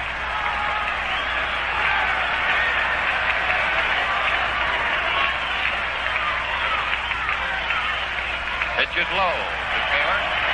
He had a single in the 7th inning. Ground ball through the hole in the right field for a base hit. He had a sacrifice fly to drive in a run in the 2nd inning. He hit into a double play in the 4th. So he is 1 for 2 and a sacrifice fly and a run batted in for the evening. Hank Fisher in relief of Bob Shaw. Here's a ground ball foul on the 3rd baseline off the bat of catcher Sammy Taylor.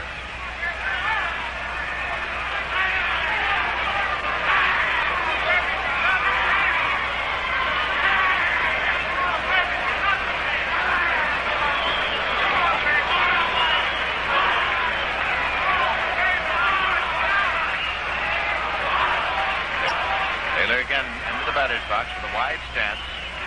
Runners leading at first and second. Hank Fisher is in the stretch position. And the pitch is on the way. There's a ground ball going to the right side. Going through for a base hit.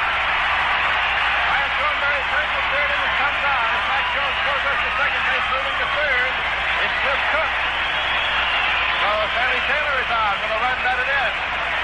On the ground ball, pulled into right field. Runners at first and third now. Still 1 man out. And it looks as though we're going to have a pinch hitter for pitcher Al Jackson. 2 runs in this inning, and it's going to be Ed Boucher. Ed Boucher coming up to bat for Al Jackson. And we're going to have Elio Chacon running for Sammy Taylor at first base. Manager Casey Stengel getting his pinch runners and his pinch hitters into the ball game.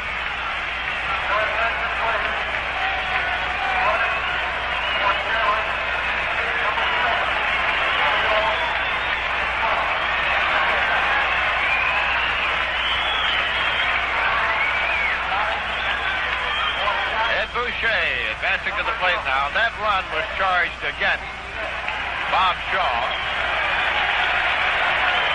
So that to date, the book on Shaw is he worked 8 1/3 innings, giving up 4 runs on 8 hits. Struck out 3 and walked 4. Now here's Ed Boucher after the pinch hitter's role with runners at first and third and 1 man out.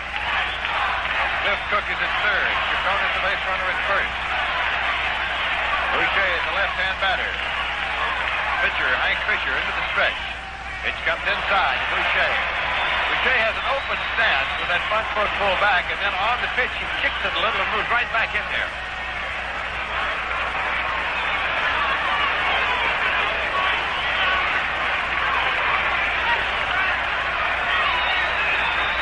Boucher has 3 home runs this season.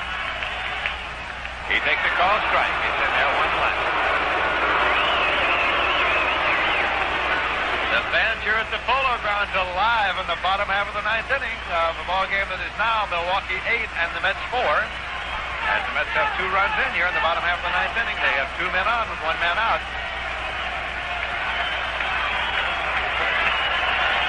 Runners leading first and third. This one is popped up to the left side. Shortstop Roy McMillan going back in short left field, still going, and he makes the catch for the out. Cliff tags but does not go. Cliff Cook at third. So now there are 2 men out, and manager Bertie Tebbage comes out of the dugout and is on his way to the mound. Check with his pitcher Hank Fisher. Jim Hickman is the batter. Del Crandall, the catcher, is being called out.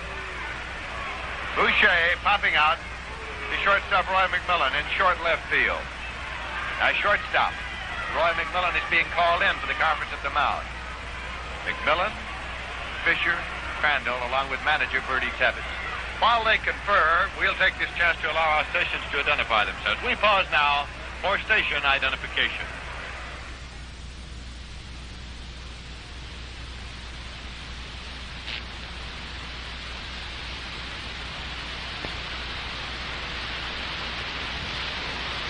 This is Lindsey Nelson with Bob Murphy and Ralph Kiner at the Polo Grounds, where the conference at the mound is just breaking up. Del Crandall has come back behind the plate, and manager Bertie Tebbage is heading for the dugout once again.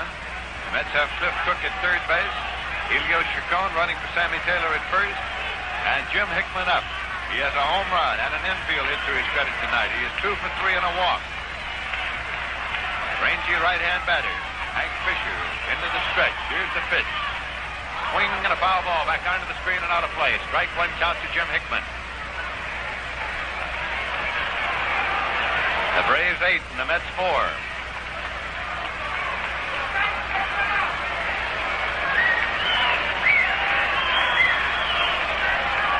Left-hander and a right-hander working in the bullpen for the Milwaukee Braves. Pitcher Hank Fisher in relief of Bob Shaw, looking in to get the sign. Has the one he wants now. Goes into the stretch. Runners lead. Here's the pitch to Hickman. He takes it high. It's 1-1. Jim Hickman just pulling his hands back a little bit and rocking to take that one.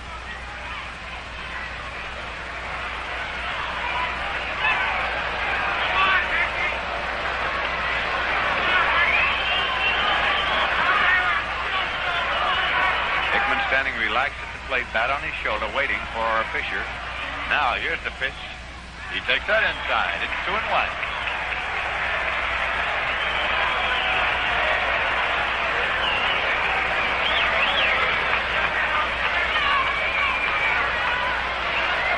Jack Curtis is the left-hander throwing in the bullpen for the Milwaukee Braves. Don Notabart is the right-hander. Here's the pitch to Hickman. Swung on as a base hit. Cliff Cook comes on to score. Chacon holds at second as Henry Aaron fires the ball back in. Another run in for the Mets, and it's an 8-5 ball game. Runners at first and second. Situation, tying run at the plate, and the batter is Felix Mantilla. That run also charged against Bob Shaw. That is the third hit of the night for Jim Hickman.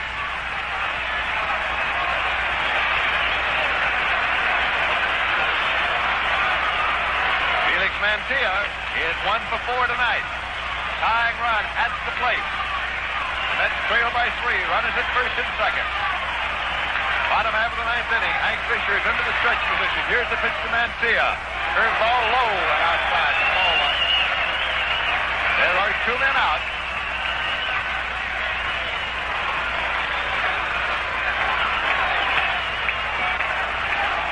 Still a left-hander and a right-hander, Curtis Notabart, working in the bullpen for the Milwaukee Braves. Leading at second is Elio Chacon. At first, Jim Hickman. Speed on the bases. Pitch to Mancia is in there. Fastball taken for a call to strike one. 1-1.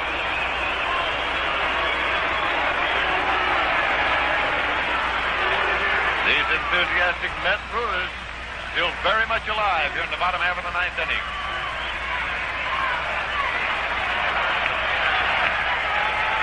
Pitcher again is in the pitching position. It's on the way. Curveball low and outside. All 2-1 now. Charlie Neal is on deck to be followed by Frank Thomas. In the batting order of the Mets.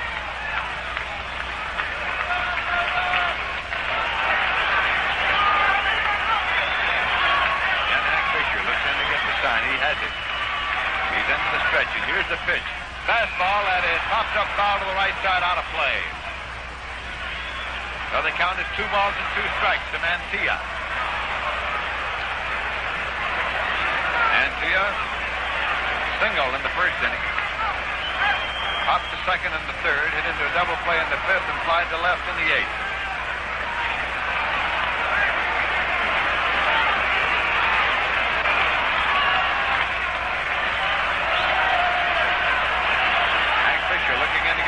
For a 2-2 pitch with 2 men out and 2 men on. The pitch swung on. It's a ground ball to third. Charging is Mincy. Throws over to first base. He's safe at first base. He is safe at first. The bases are loaded. Henry, Tommy Aaron was pulled off the bag. Tried to tag Mantilla and missed him. And now Aaron arguing on the play. Bernie Tebbetts is on his way to the mound. The Mets have loaded up the bases.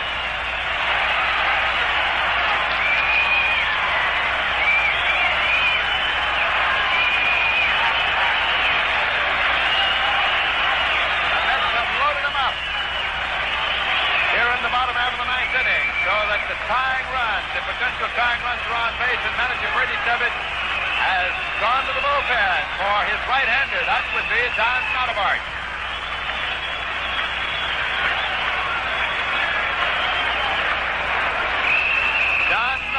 Will be coming on now in relief of Hank Fisher.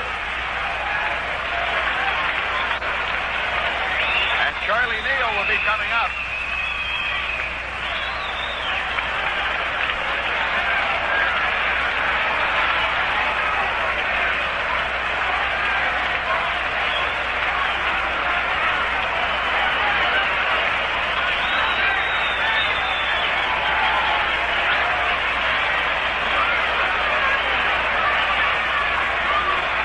Don Notabart is on his way in.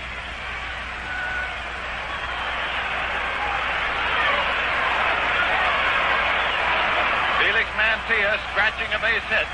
The official scorer scoring it as a base hit. It's a slow hit ground ball that Dennis Mincy at third fielded and fired to first. It pulled Tommy Aaron off the bag a little. He tried to make a tag and couldn't.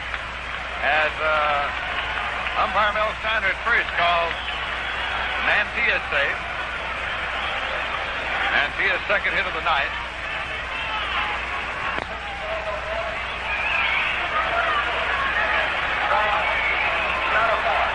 Fires a swing and a miss. Charlie Neal swung on, foul, out of play. It is in there for a call, strike 3, and the ball game is over. Charlie Neal called out on strike. They're in the ball game as the Mets batted around in the bottom half of the ninth inning, getting 3 runs. On 6 hits, no errors, and 3 men left on base. We'll be back in a moment with the final totals and the summary, but right now the final score, the Milwaukee Brewers